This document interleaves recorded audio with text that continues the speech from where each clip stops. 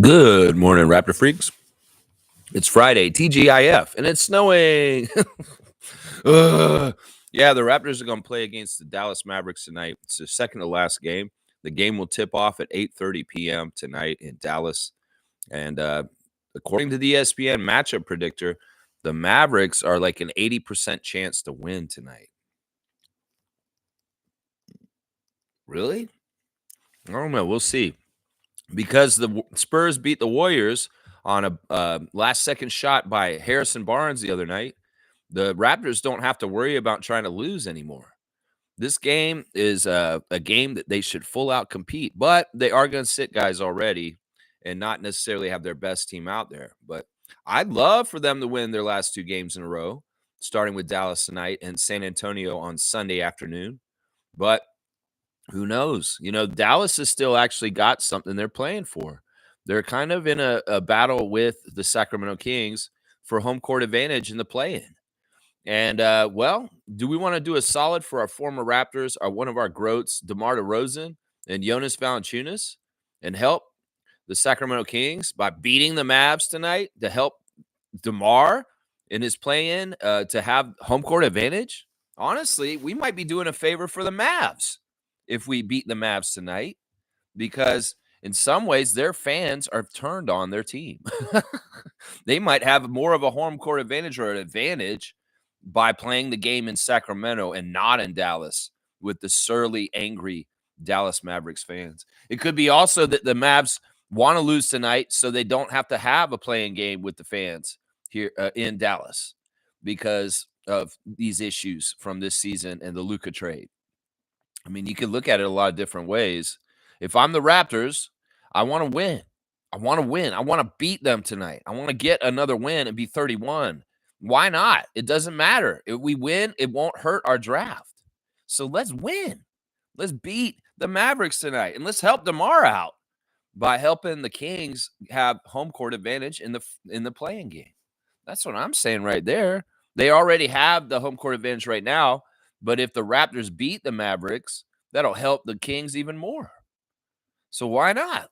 Let's do a solid for a guy, DeMar DeRozan. We traded him for Kawhi and won a championship. The least we could do is beat the Mavs, and help the Kings, right? The least we could do, right? I'm just saying, just a little setup for tonight as far as kind of what's at stake. What's at stake? Nothing for the Raptors, but for the Mavericks, home court advantage in the play-in game. Do we want DR showing up in Dallas screaming with the Mavericks fans? Maybe she'll start screaming "Fire Nico" with them. She might start screaming "Fire Nico." They're actually drowning out the chants in Dallas. We'll see this tonight probably. When they play, the crowd is chanting "Fire Nico, Fire Nico." And the Mavericks organization is actually piping in sound out to drown them out. taking a page out of the old New Jersey Swamp Dragons way of things. When New Jersey was so bad for a while with the Nets in the 90s, they actually used to pipe in crowd noise into the arena to make it sound like people were there. They did. This is the truth. The New Jersey Nets were very guilty of enhancing their crowd noise through the speakers. That's some WWE Vince McMahon enhancement crap right there. But yeah, I'm just saying, the Mavs, we may hear extra noise in their arena that's not from people because it's just there to suppress the true feelings of Mavericks Nation. In some ways, I stand with y'all, Mavericks Nation, as y'all have been wronged and corporate decisions have screwed you guys over. Some bullshit screwed you guys over. I get it, man. I totally get it. And you know what? I would boo and say, "Fire Nico," if I was a Mavs freak right now. Yeah, I would. I would be all over Nico Harrison on this channel if this was Mavs freak. Oh, I wouldn't be letting him loose like a dog on a T-bone. No, I'd be verbally eviscerating him every single morning for the biggest faux pas I've ever seen in a general manager's work. The most inside Lakers bamboozle. The bamboozle by the Lakers and Nico Harrison, Kobeite, a friend of Rob Pelinka's. It's so dirty. It's so underhanded. And Mavs fans deserve better than this. If Mavs fans are coming here to hear me today, well, I feel y'all. I don't feel your pain exactly. I mean, we did when in 2004 when Vince did some bullshit. That hurt when we traded him with a dumbass GM that needed to be fired also at that time named Babcock. I mean, I get it. I get it to a degree. And I feel for you guys. I do, Mavericks Nation. I do feel for y'all. I think this is bullshit. I think the league is convoluted. And I think that y'all losing your franchise player this year in a weird, fucked up trade, I didn't agree with it. And I thought it was messed up. And I thought it had Adam Silver's fingerprints all over it, trying to shape and mold the product of the NBA into something that he can try and sell for himself to make more money instead of actually allowing competition, allowing a team to have their star. No, Luka's got to go to LA. No, okay, fine. It's too bad. The first time we played the Mavs was just before the trade, and Luka Doncic dropped a triple-double on us when they came to Toronto. Yeah, he was still on the Mavs when we played them the first time this year, and they beat us, and Luka got a triple-double. Well, we're getting to play them post-Luka now and get to see them. Let's go look at the lineup news talking about that right now. Raptors, you have a list. Yes, you do. This list is stupid, too. It's kind of annoying. Jacoby Walter is saying that Jacoby Walter is out. Once again, he's been ruled out for the game. He sat the last game, too. So I don't know. Is Jacoby shut down for the season? Is he just not coming back? Or are we not going to see him on Sunday? Because we're not going to see him tonight. So no Walter tonight, guys. Jared Rhoden is questionable for the game tonight. He has a shoulder sprain. So we'll have to see if Jarrett's actually going to suit up and play. Honestly, Jarrett, you need to get out there and play, bro. If you're going to get these minutes, all these guys are stepping aside, man. You could get like 20 to 30 minutes on the court tonight. So fix your shoulder and get out there, young man, because you want to solidify more that you can do for the Raptors in the future. You're already on a two-way for next year. But in some ways, you need to solidify, especially since we waived two guys yesterday, and we're going to be short-handed with our players. And there's going to be tons of time for you and AJ Lawson to play tonight, Jared Rhoden. So you get that shoulder unseparated right now, my guy. Seriously, it's in your career's best interest. Seriously.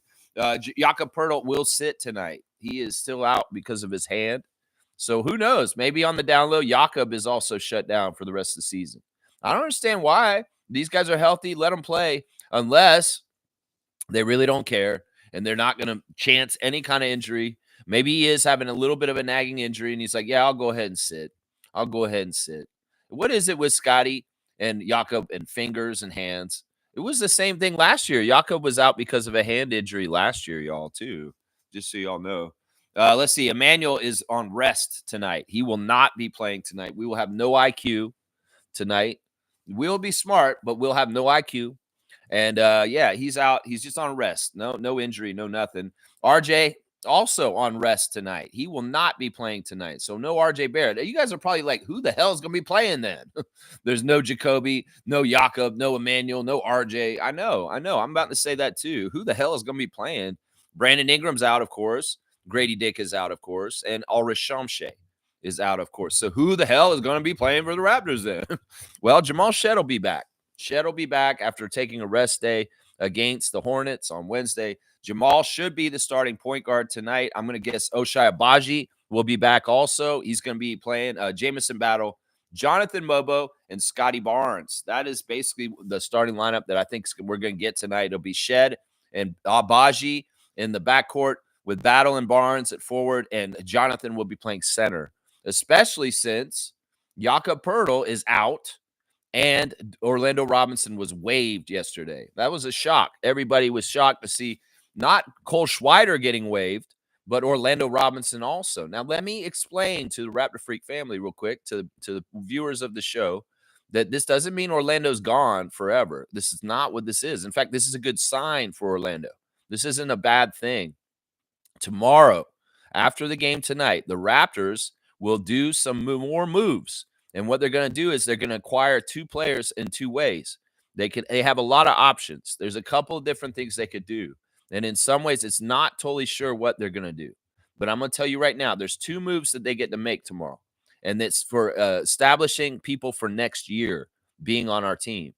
And it's very likely that tomorrow afternoon we are going to hear an announcement that Orlando Robinson has been signed back to the Raptors and he will be under contract with us for next year, guys.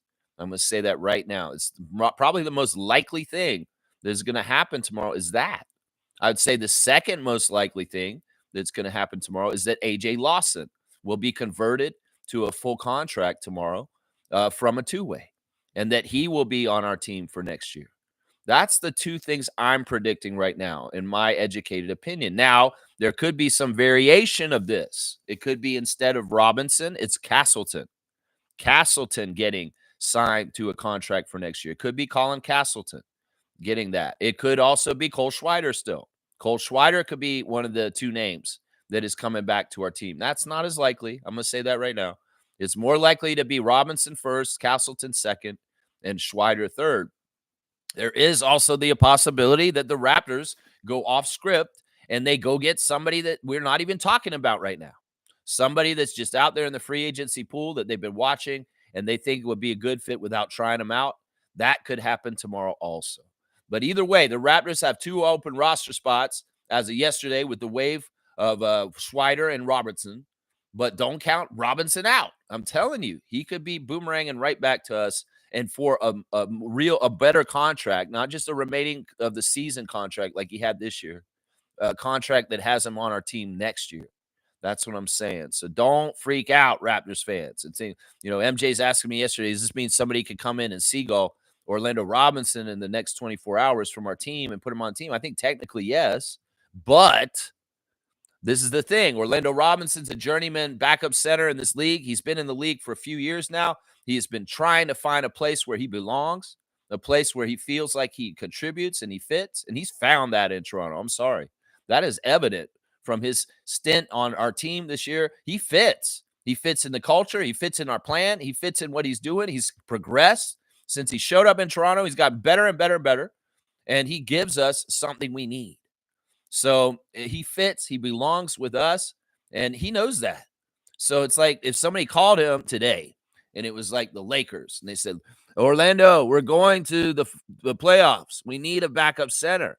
Will you come play for the Lakers right now? He might take it. That's no lie. That's a playoff situation. That's an opportunity to play with LeBron James. He might take that, but he may not too. He may be like, yeah, no, I can't screw up my chance with the Raptors, because I've already built some chemistry with them, and I understand what's going on here, and I think I'm a part of their long-term plans. Well, another thing I would say is Masai and Bobby are talking to Orlando before they waive him, and if they have the intention to get him tomorrow, he knows this. So he's like, yeah, all right, yeah, I got waived. I'm not upset because I know Bobby and Masai are about to call me on Saturday, and they're going to put me on a regular contract. So that's what I would say about this situation with Orlando Robinson right now. This man's not gone. It's very likely he's going to be signed to our team tomorrow, and you'll hear it. He just won't be able to play tonight. So we're going to have a weird game with no center. Jonathan's going to be holding down the center. Could it be that Chris Boucher is going to play tonight because we just don't have enough players?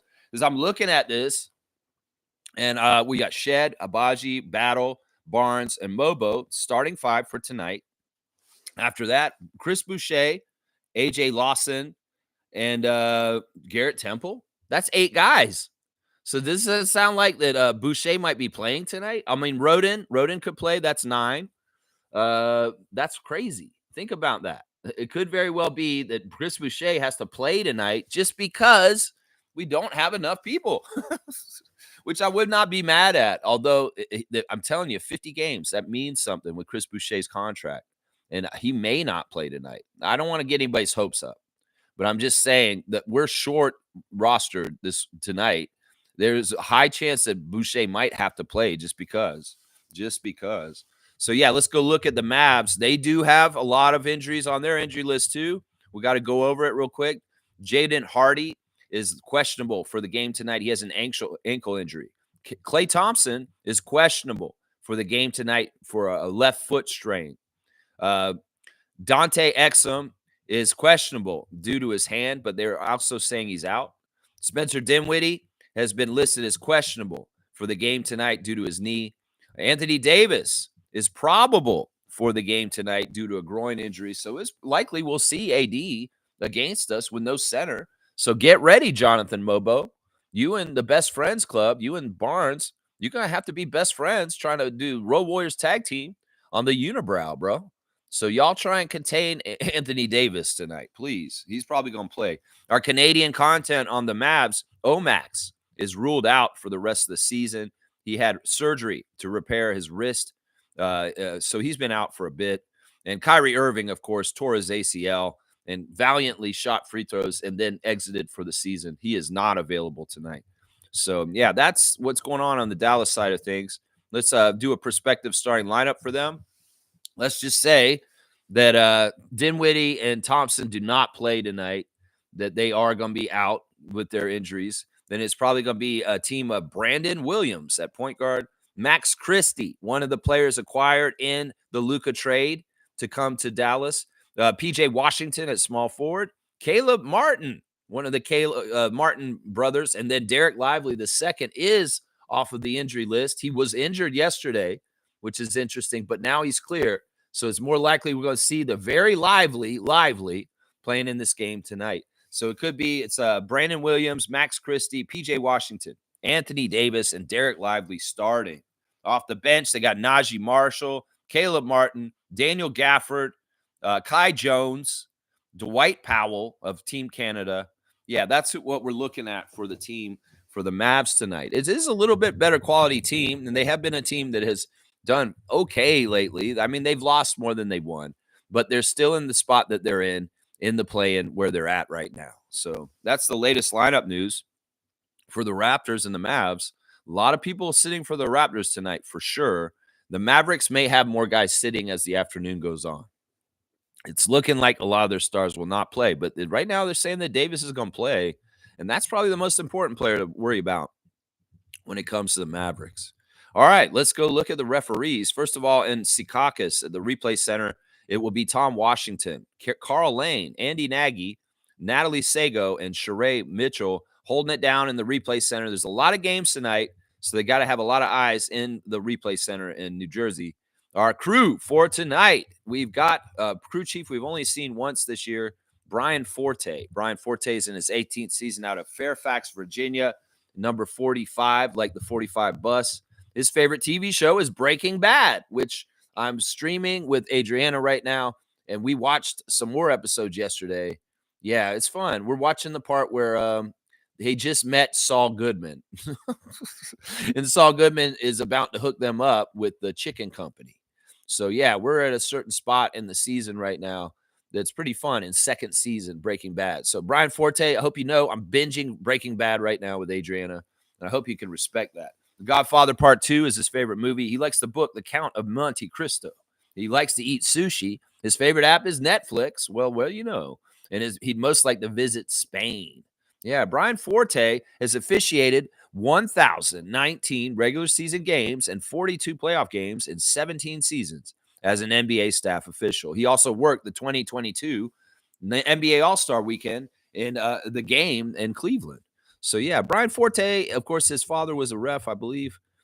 Joe Forte.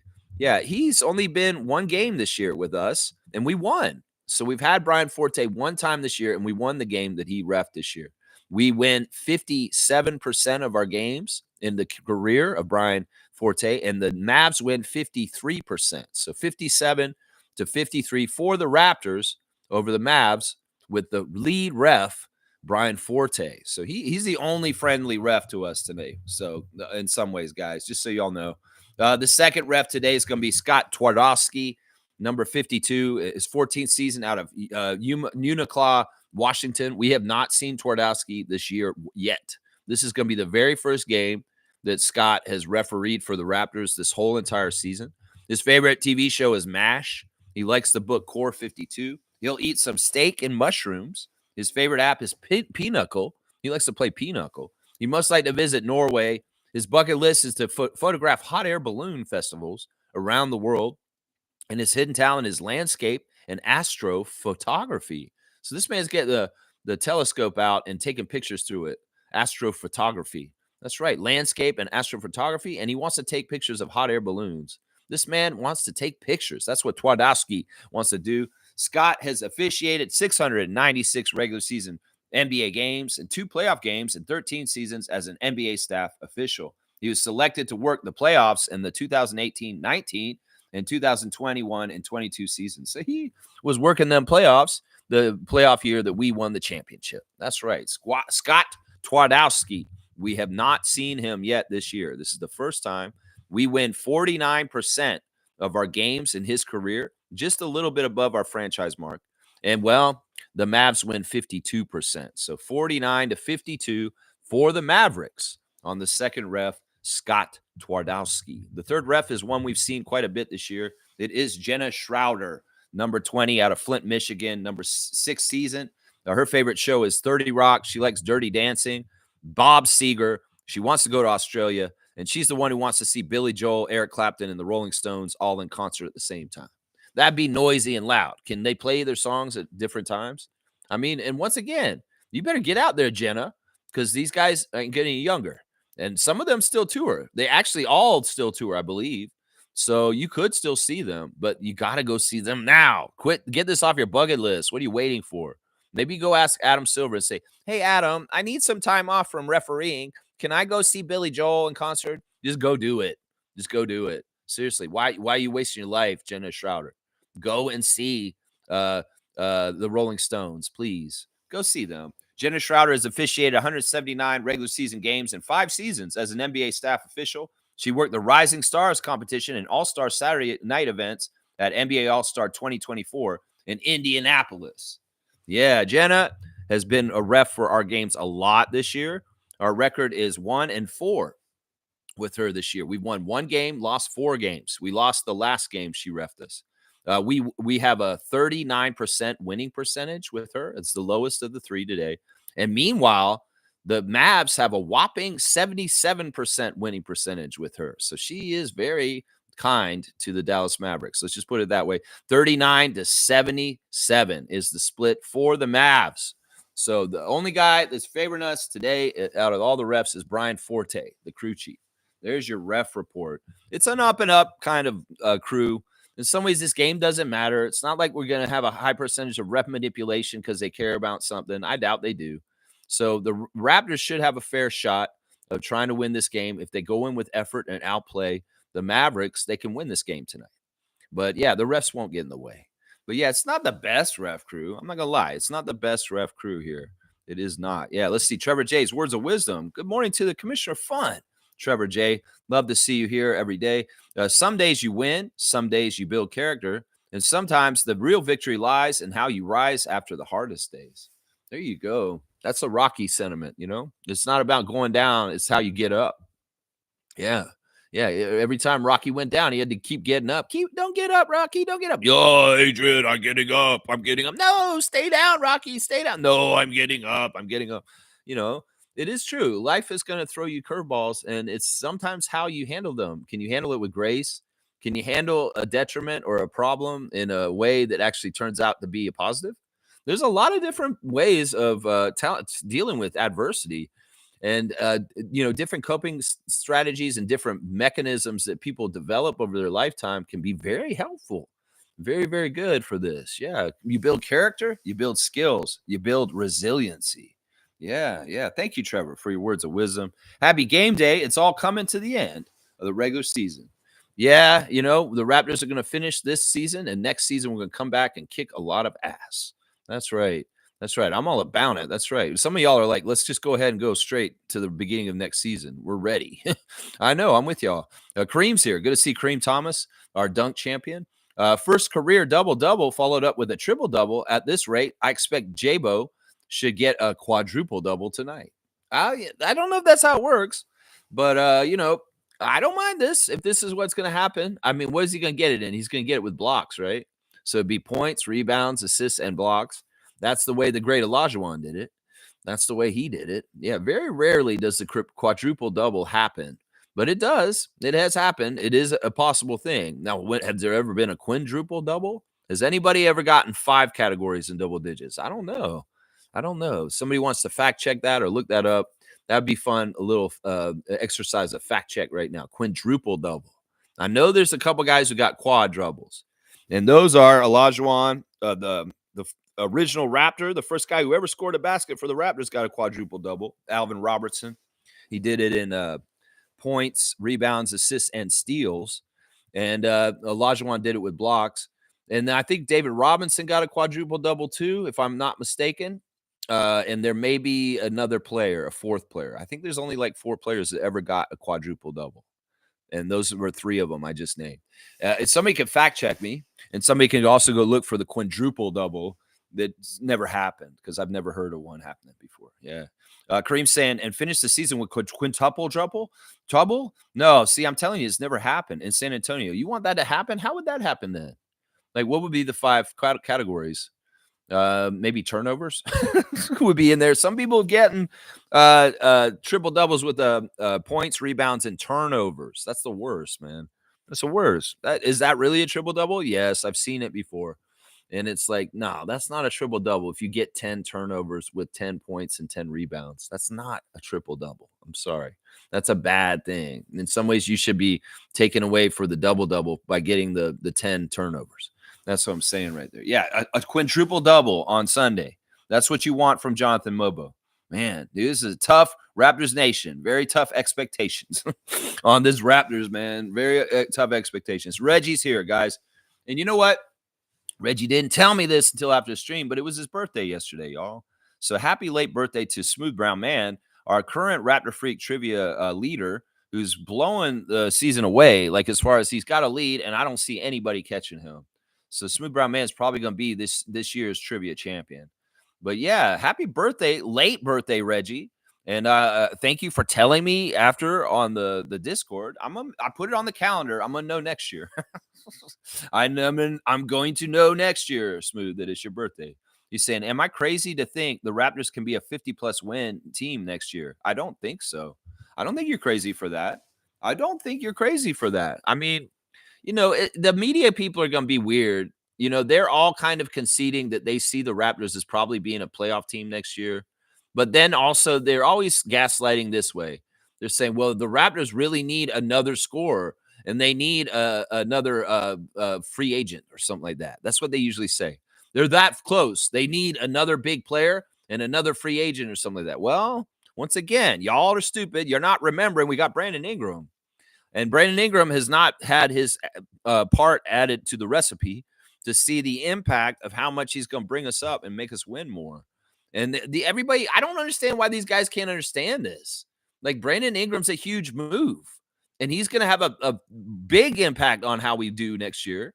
And these people need to understand this. It's like, why are you acting like it's so fishy or like mysterious?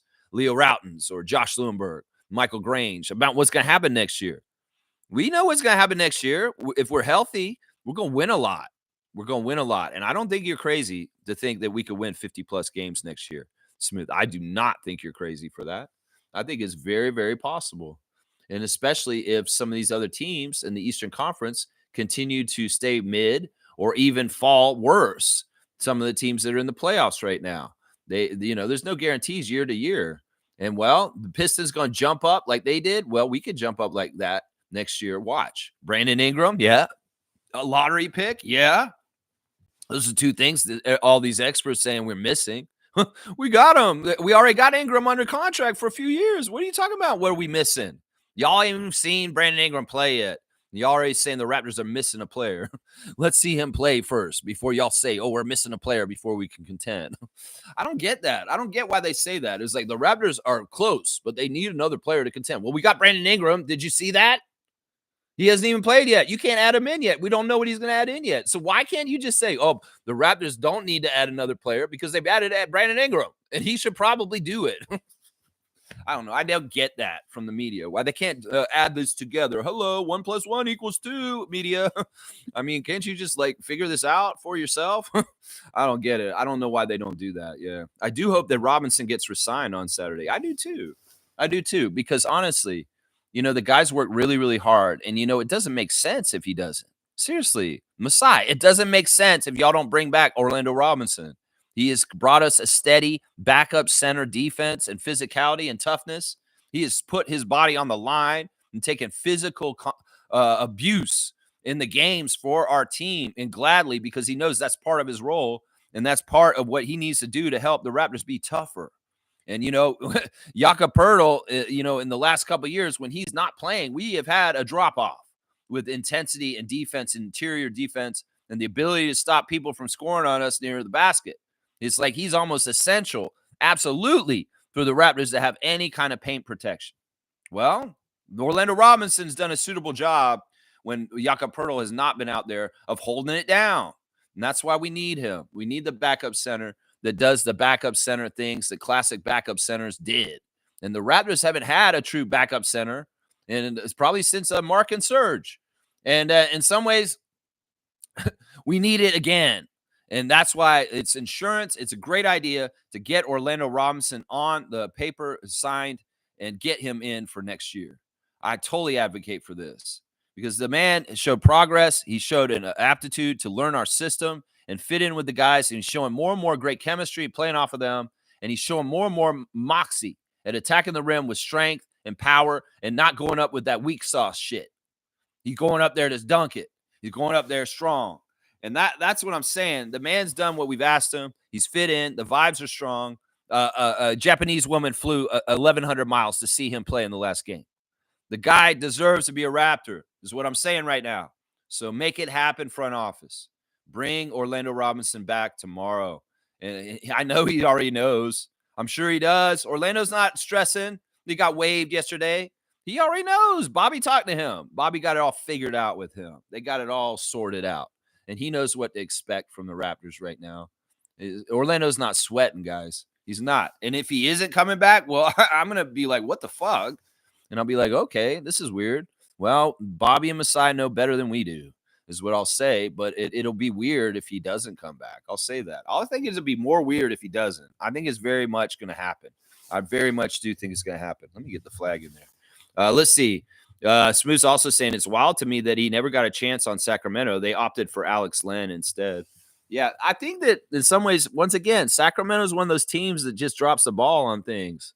They just don't know how to develop or make time or figure out who should be playing and what. There's been issues with a lot of young players that come through Sacramento in the last couple of years. They just brought back Terrence Davis for their playoffs right now. That's a little bit of former Raptor news. Terrence Davis was on the Wisconsin Herd this season in the G League, playing for the Milwaukee Bucks G League team. And, well, he used to play on the Kings. He was actually a rotation player for the Kings after he was on the Raptors. But they want him back, so they brought him back. I don't know. In some ways, I don't trust the Kings front office and their decision-making. They're one of those dubious front offices that don't seem like they know what they're doing completely. And some of that is evidenced by some of the trades and stuff they made. Now, they do have a better chemistry on their team now since they got DeMar and Jonas and Zach LaVine all there because those guys already have chemistry together. And DeMattis loves playing with Jonas, and Jonas loves playing with DeMar, and DeMar loves playing with Zach. That's what I'm saying. In some ways, the Raptors are trendsetters for best friends club.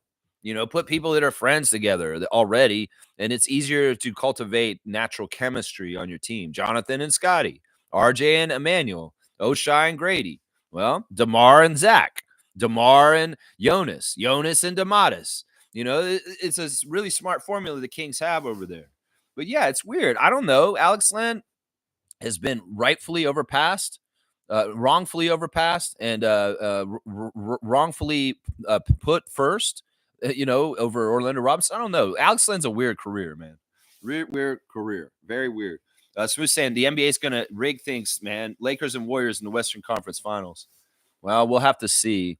In some ways, they got to squeeze the fruit dry juice with LeBron James and Steph Curry for the time that they've got them in the league. And, yeah, manipulation of storylines, always something to watch out for in the NBA. Always something to watch out for. And, well, we'll have to see. We'll have to see how it all goes down. Seriously, we'll have to see how it all goes down. Trevor's saying Mark looks so sad and stressed out the night he played the Lakers. Mark looks so sad and stressed out the night they played the Lakers. Mark? Who's Mark? I don't know who you're talking about. Mark looks so sad and stressed out the night they played the Lakers. Yeah, I don't know who you're talking about. Oh, Mark Cuban? Mark Cuban. Oh, okay. Yeah, full names, man. Mark. I don't know. And Smooth saying Mark Cuban looked like he was going to cry. Yeah, it was because he saw Luka on the other side in a Lakers jersey. He saw something that he thought he never would see. And well, man, Mark Cuban, you should have never sold your team to a genocidal maniac named Adelson. You should have never done that. You know, she may have lied to you. She may have told you, it's like, no, we won't trade Luca. No, we'll do it exactly how you've been doing it. We like the way you've done it, and we'll just do it the same way. They lied to you, Mark Cuban. They lied to you. The new owners lied to you. They told you could run the team still, and they told you no. Patrick's going to run it now. You can't run it anymore. That's bullshit. Now Mark Cuban's got to live a nightmare seeing his franchise friend and buddy Luka Doncic in the purple and gold. That's part of why he's crying right there, is because it's a sight he never thought he'd ever see. And if he had stayed owner the whole time, it never would have happened. But no, you sold it to a Palestinian killing piece of shit old woman who fucking, needs to fucking choke on it, is what happened. Yeah, that's what I see right there. It's sad. It's sad. It's sad. Mark Cuban, man, you should have denied this deal in the Shark Tank, bro. Why did you go with this, man? Why did you sell your team to gambling people, bullshit artists from Las Vegas? They lied to you, Mark, and that's part of why he's crying, y'all. That's why. Cool Cat saying, good morning, Raptor Freak crew. Good morning to you, Cool Cat. Always good to see the coach. Another season coming to an end. 2 more games. We still got a little bit of time. Draft is next for growing the team. I think Orlando Robinson waived for an upcoming contract. Yeah, that's what the experts are predicting. That's what I'm predicting. That, yeah, don't stress, Raptor fans. Don't get all weird and like, whoa, you did so good. Why did we waive him? Oh, another front office loss for Bobby. I'm like, what? Front office loss for Bobby? Those don't exist. Come on, man. That man's a badass.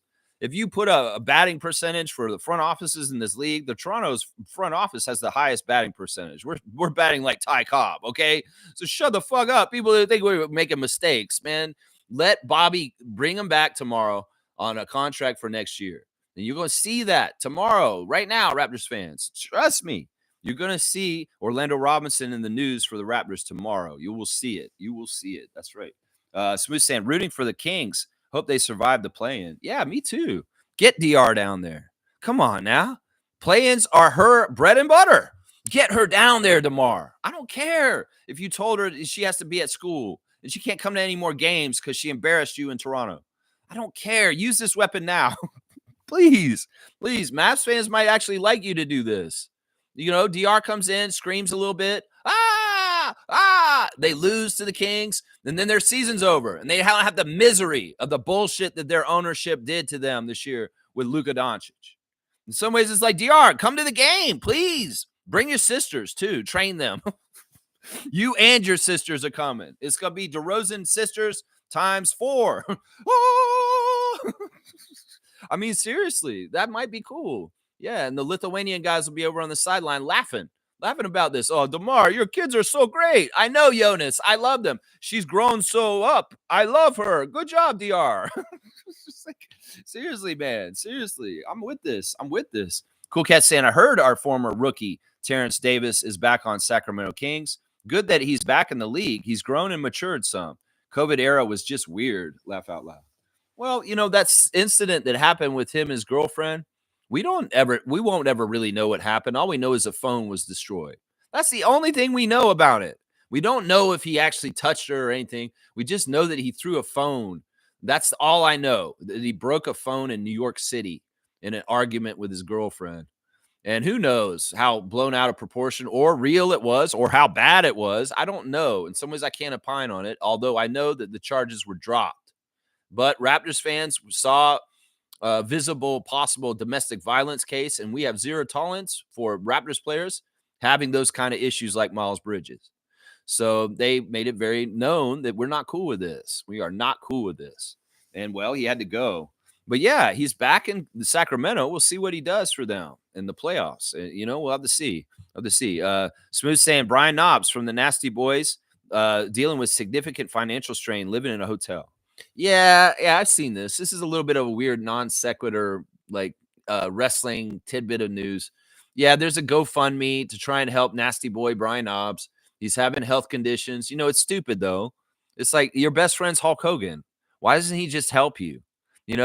If this world is so great under MAGA, why aren't MAGA people helping people or humanitarians? No, because they're bullies and they're selfish, greedy pieces of shit. And Hulk Hogan, your friend Brian Knobs is living in a hotel. You can't fucking do something to help him? How much money do you have, Terry? You piece of shit. Brian Knobs was on your damn stupid ass show, Hogan Knows Best. It's like your best friend on that show, and he's languishing like this, and you can't help him. You have all the finances in the world. You're a fucking piece of shit, Terry Bollea. And in some ways, that's what I say to that right there, Smooth, is Hogan, you need to get up off your ass and take care of your friend Brian, is what I'm saying right now. Kaz is saying, good morning, everyone. Good morning to you, Trucker Kaz. I believe Trucker Kaz is still leading in the fantasy. No, he's behind. It's 5-2. Peter is leading in the championship of our fantasy league right now for the season. 5-2 for David, the defending champion, over Trucker Kaz right now. So good morning to you, Kaz. You got what, today, tomorrow, and Sunday, 3 days of games to try and make up the difference statistically with Peter is very difficult. We'll have to see what happens down the stretch. Either way, getting second or first in your first year of doing fantasy with us is impressive. I will say that, Cass. I will say that. Trevor's saying the Mavericks Maverick plays all those players. They're going to be a pretty big team. What do you mean? They're going to play all those players? I doubt it. They've been sitting guys a lot, and they've been losing quite a bit recently. They have not been playing totally well right now. You know, they're still in it, barely, honestly. They have lost their last 3 games. They are 1-4 in their last 5 games. And they have losses to the Nets. They lost to the Nets in the last 2 weeks, y'all. So it's kind of like, I don't know, man. They're 1-4 right now. So they've been losing quite a bit. It's not like they're doing anything like super great, Trevor. G saying, I watched the finale of the series Running Point, and Kelly Olynyk is in it, not a speaking role, but as a player. What is that show? I don't even know what that is. Running Point. I've never heard of that. I don't know what that is. He just appears in it. He's just on the screen. I'm not even sure what you're talking about. It's a TV show. Smooth saying he's very sick and has medical bills. Well, he lives in the United States. He's screwed. That's just how it is. We still have free healthcare up here. We need to protect it. We need to protect the CBC. We need to protect the healthcare. We need to protect our natural resources and our wildlife and our environment, because there's fucked up people down south that want to change this world into a crazy, just make money and destroy everything world. And in some ways, we have to protect our country right now. And that's why we need to vote. And we need to vote this month against PP and the PC government, because they will do all the things we don't want them to do. And they will get in line and get in bed with Trump and his bullshit going on down south with dictatorship stuff. And we can't afford that, Canada. So don't mess around. Don't sideline, and do not be part of the problem in voting for Pierre Poilievre, because you will have the same feelings that Trump voters have right now about voting for Trump last fall. And you know what? It's really stupid to make a mistake like voting for Trump and then losing your job or getting deported. Well, you've seen them make a mistake. You know what's even stupider? When you're Canadian and you see a country fuck up last year and you do the same exact stupid ass mistake, even though somebody just showed you the dumb mistake right in front of you. So Canada, we cannot afford Poilievre. Poilievre will get in bed, and Danielle Smith's already making overtures that she wants to leave Canada. The province of Alberta wants to leave Canada and go to the United States. These are traitors. These are traitors in our country, and we cannot have them in leadership. So you have to deny the Progressive Conservative Party right now, because they are the MAGA in this country. You think that PC is not MAGA? You're an idiot. So don't fucking vote for MAGA. MAGA is PC. And people that think that the liberals are the people that are the problem, that's not right. And there's a lot of disinformation and misinformation being put out there right now. Trust me. We don't want to make the same mistakes the Americans have made, and they're in trouble now. We don't want that shit up here. We need to be Canada strong, and that means rejecting the PC party, which is basically the Canadian MAGAs. And that's just the damn truth. You don't fucking believe me? You don't think that PC is MAGA? You're a fucking idiot. You're an idiot, and you're kidding yourself. So seriously, if you care about Canada staying Canada, you cannot afford to vote for Pierre Poilievre. You need to vote for Mark Carney, because he's the best chance to keep Canada strong and free and sovereign, away from being a 51st stater and that bullshit right there. That's what I say right there. Yeah. All right. Anyway, I don't want to go on this stuff anymore. Smooth, I don't want to talk about Brian Knobs. I don't give a shit about Brian Knobs. Terry needs to go take care of him, is what he needs to do. Cass saying, happy belated birthday, Smooth. Yeah. I wish you told me yesterday. Smooth, you're awesome, man. And thanks for hanging out with us yesterday. And while we are talking on the stream, he was at work. He can't talk to us, but he's listening to me and Trevor hang out.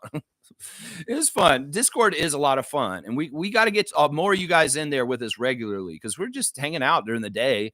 You know, news happens during the day, and we just sit in there and talk about the news right then, react to it right then. Whether it was the stuff with the waves yesterday, that's what we were talking about yesterday.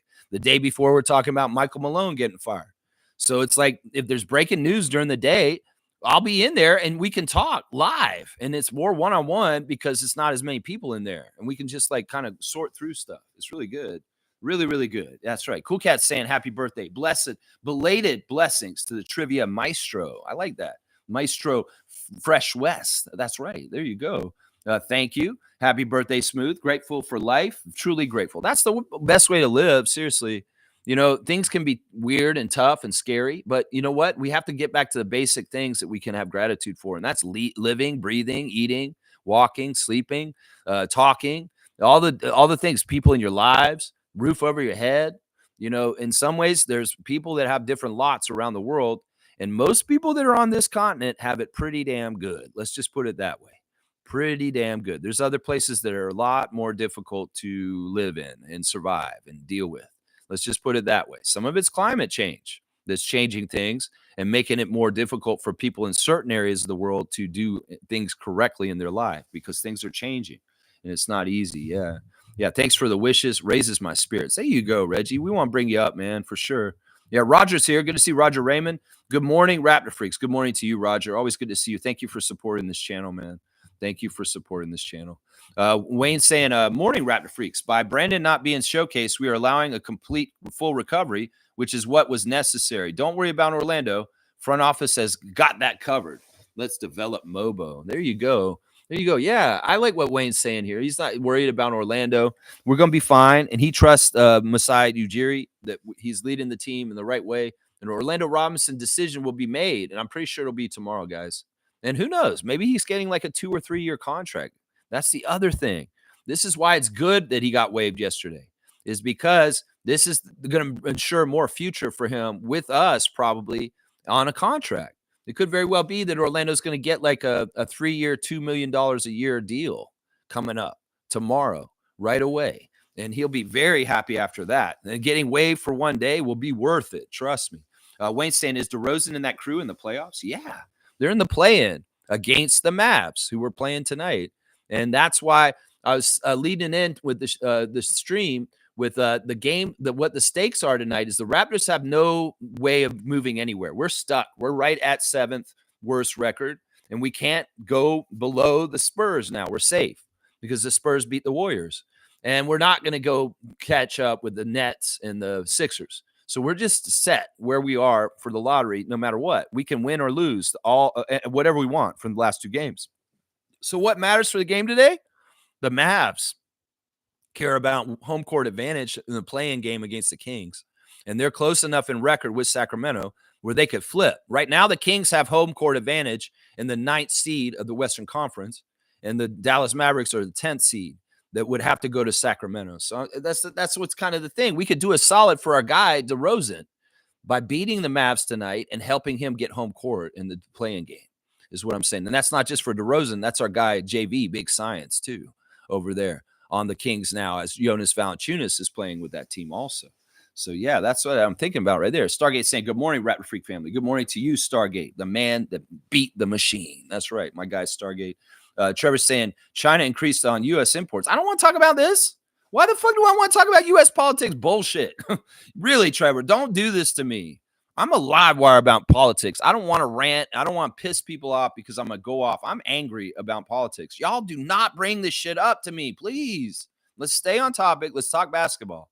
If I introduce any kind of political talk, I will do it on my own. I don't want y'all to give me the cue cards to talk politics, seriously, because I don't want to most days. I'll talk politics maybe one day a week on this channel. I'm trying to limit it, and don't bring me this shit. I don't give a shit about tariffs with China. I give about shits with tariffs with our country, but I don't give a shit about the shit with China. China can do whatever they can do whatever the fuck they want with that. And in some ways, you want to antagonize China, U.S., you're an idiot. Yeah, you're idiots. You're going to get what you get.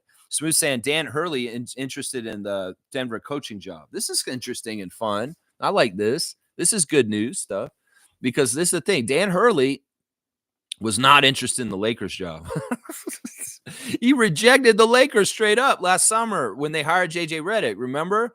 He's like, yeah, I don't want your job. It sucks. And I'd rather just stay in college. But now he's saying he would be interested in taking the Nuggets job. Oh, that's funny. I love that. I love that. That's hilarious. All right, Trevor, I'll do the Instagram stories right now. Let's do the Instagram stories, and we'll do the straight goods on the Canadian goods too. All right, Gary Trent Jr. Is who I'm going to start off with on Instagram this morning. He's posted a post from Michael Redd, former Milwaukee Bucks Michael Redd, who's from Ohio, just like Gary. It said, records are meant to be broken. Congratulations to Gary Trent Jr. on surpassing my 20-plus year old mark for most three-pointers made off the bench in a single season. Watching him light it up from my Bucks team has been special. Talk about basketball evolution. I played against Gary Sr. in the NBA and have known Jr. since he was about 5 years old. To put the era difference between them and now in perspective, Gary Sr. took just 53s in his entire 9-year career, and his son might take that many in 2 weeks. I've joked with friends about what shooting in today's NBA might look like. Probably would have had the green light to chuck up a few more than I did back then, but that takes nothing away from Gary's incredible achievement. Sharp shooting off the bench is an art form, and he's mastered it. Proud to pass the torch to fellow Buck, Gary Trent Jr. So Gary plays on our team last year, doesn't play well, doesn't get re-signed, doesn't get the big contract he wanted, takes a vet minimum to go play for the Bucks. Plays for them this season and breaks the single season record for threes off the bench for their franchise, beating Michael Redd. And well, Gary's saying that it means a lot, and it means a lot to do it with a guy from the same city as him, Columbus, Ohio. And yeah, it's cool, man. It's cool. Gary Trent, very successful season, and getting props from an old head like Michael Redd. Very, very cool. Very, very cool stuff. I like that. There's Norman Powell on the court with his teammates. Triple-double for Zubac is what happened. He's celebrating a Ivica Zubac triple-double that happened in the game recently. There you go. There's Norman talking about understand the grind, all that kind of good stuff. There he is with his sisters on National Sibling Day. There you go. Savannah Hamilton went to a play last night, saw 47th Stara Awards, April the 10th, yesterday. Kelly Olynyk putting on blast is Gonzaga coach Mark Few. He's won the John R. Wooden Award for Legend of Coaching recipient. So there you go. Mark Few getting an honor, and Kelly Olynyk's proud of it. SGA's in action on his Instagram stories, running up and down the court. Slim Ducks playing the song by Rob 49. What the hell? What the helly? What the hell? What the helly? Hell? What the hell? So he's saying, what the hell? So Chris Boucher is saying, what the hell? Now, all right. We know Chris hasn't played since like February. Really, seriously. He has not played an NBA game since February. He's healthy. He could have played this whole time. He's stuck at 50, capped. Well, Michael Grange reported yesterday that there's interest from both sides for Chris Boucher to be on the Raptors again next year. I know this is confusing. It's like, why the hell would they have him on the team again if they ain't even going to play him now? Well, I mean, it could be true that there is mutual interest between the Raptors front office and Chris Boucher for him to be back on Toronto next year. Now, once again, we have to see what the money is and whether it's right and what's happening. But who knows? They're saying that he still wants to play for us and that we still want him to play for us too. So I don't know. I don't know what's going on there. I'm saying the same thing as Chris. What the hell? What the helly? What the hell? AJ Lawson putting on blast his points from last game, 14 points, 6 rebounds, 7 assists. There he is in practice action. Eric Smith on has got the Masters going on. It's Masters week, and he's got the guy from Mellon from the guy from Caddyshack. It's Rodney Dangerfield dancing. It's goofy. Also, Ed Pinkney was on Smith & Jones last week. If you want to hear a real original Raptor, first man to ever touch a ball in the NBA as a Raptor, Ed Pinkney on Smith & Jones last week. Y'all check that out. Check that out. There he is with Keel Augustine on that picture. Colin Castleton, a Sixers jersey. Gross. Maybe he isn't the one who's getting signed tomorrow. That's gross, Colin Castleton. And he's got his Florida Gators with their championship there too. Wow.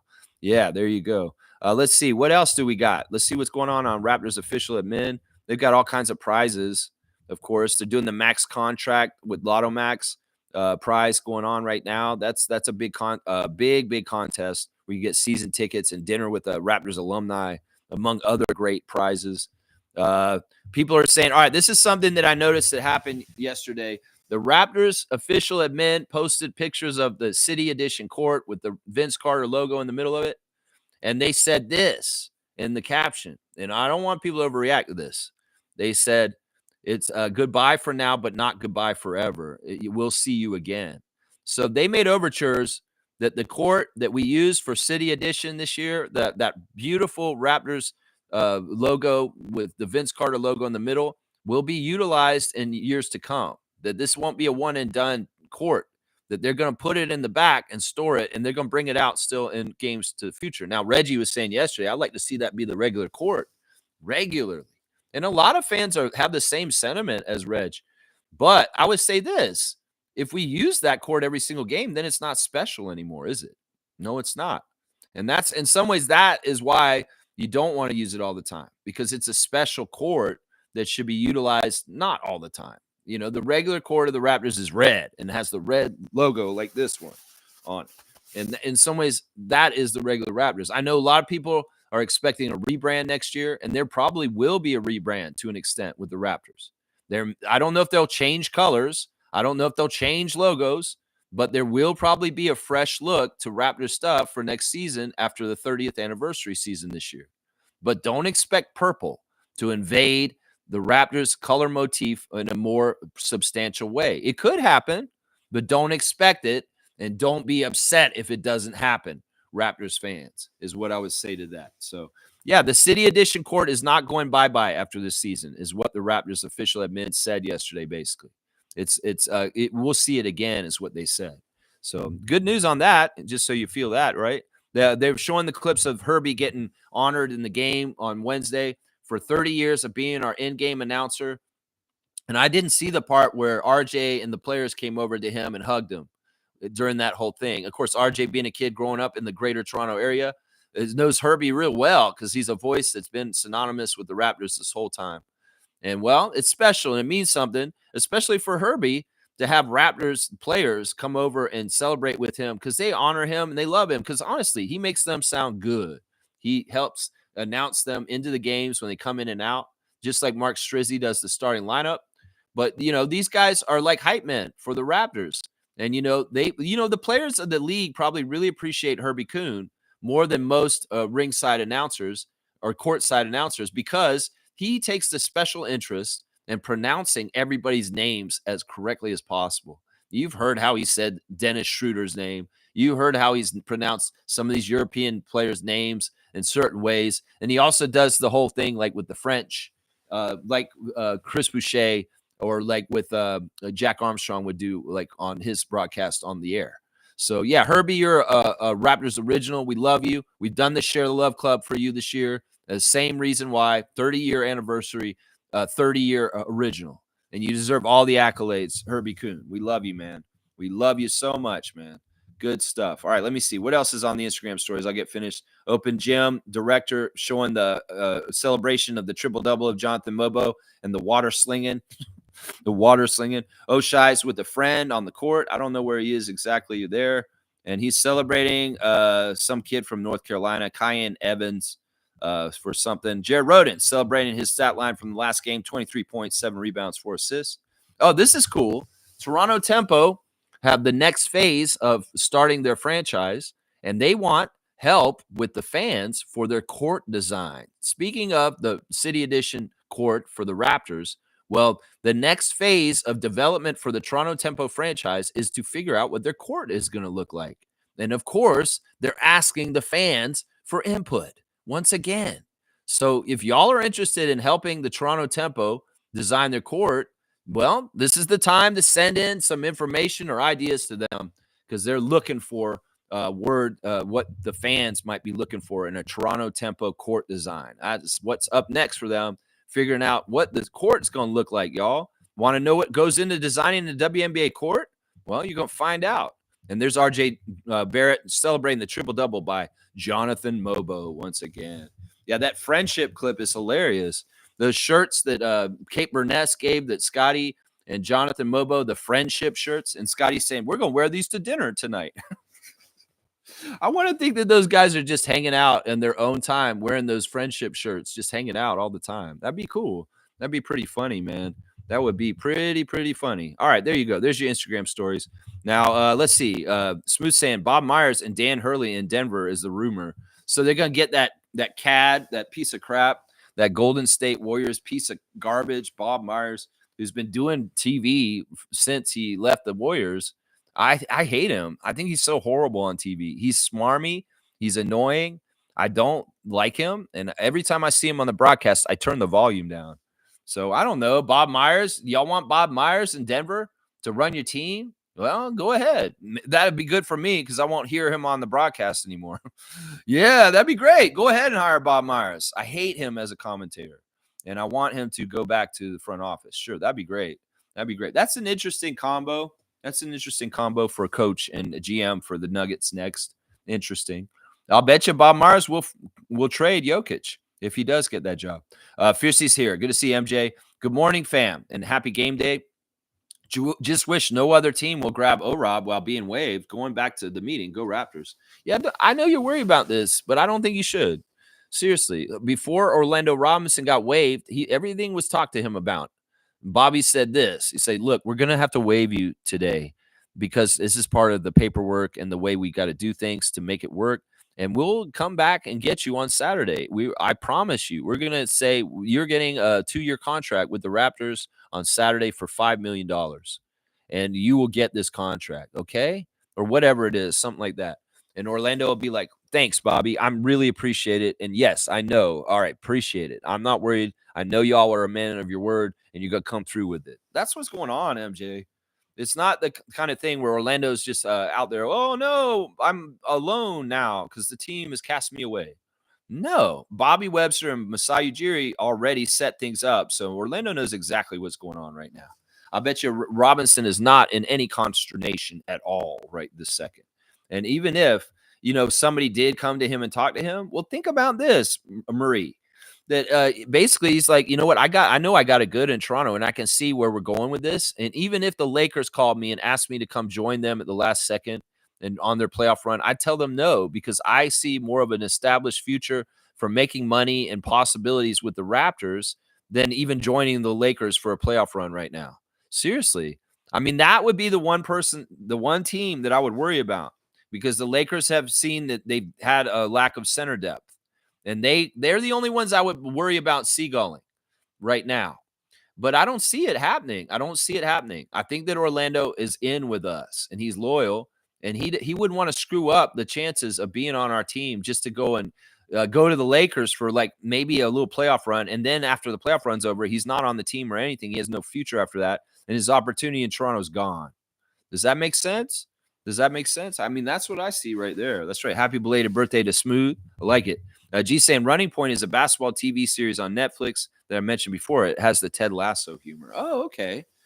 Maybe I'll have to do a viewing reaction party on the Discord with you guys. Then I'll watch like an episode of it and see what I like, whether I like it or not. Yeah, we could do that maybe. We'll have to see. Gee, I'll have to check this out. Running Point. All right, Running Point. Like what Emmanuel Quickly does. Running Point. Fiercely saying Dan Hurley would rather coach Jokic than LeBron. Wonder why. I think it's not even that. I think it's more the locale. Lakers is just a paparazzi, so much noise, bullshit, toxic kind of team to run. In some ways, they needed somebody goofy and flashy like JJ Redick, because in some ways he kind of fits that whole kind of world there. And Dan Hurley, he's been coaching UConn. It's an off the beaten path. Sure, it's a prestigious program in college, but it's also not really put on blast like the Lakers are. And he doesn't want all the headaches. If he goes to Denver, he's not going to be getting all that.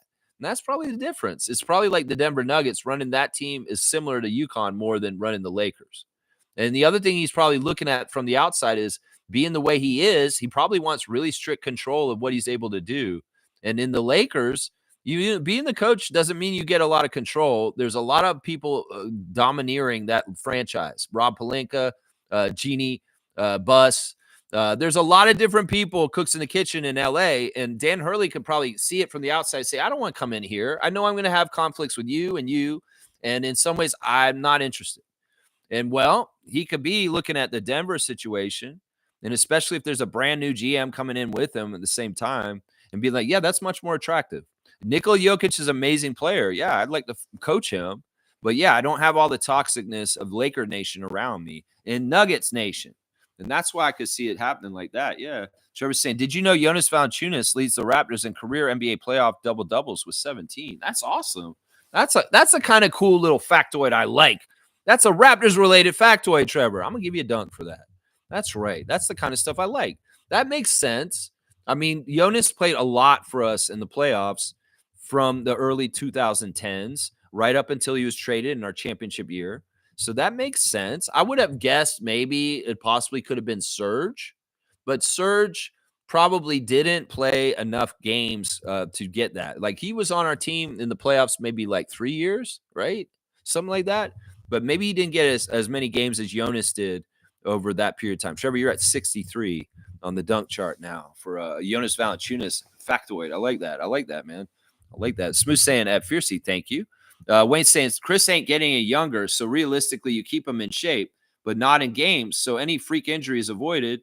Keep him fresh for our rebirth next season. Money not our business. Just keep him.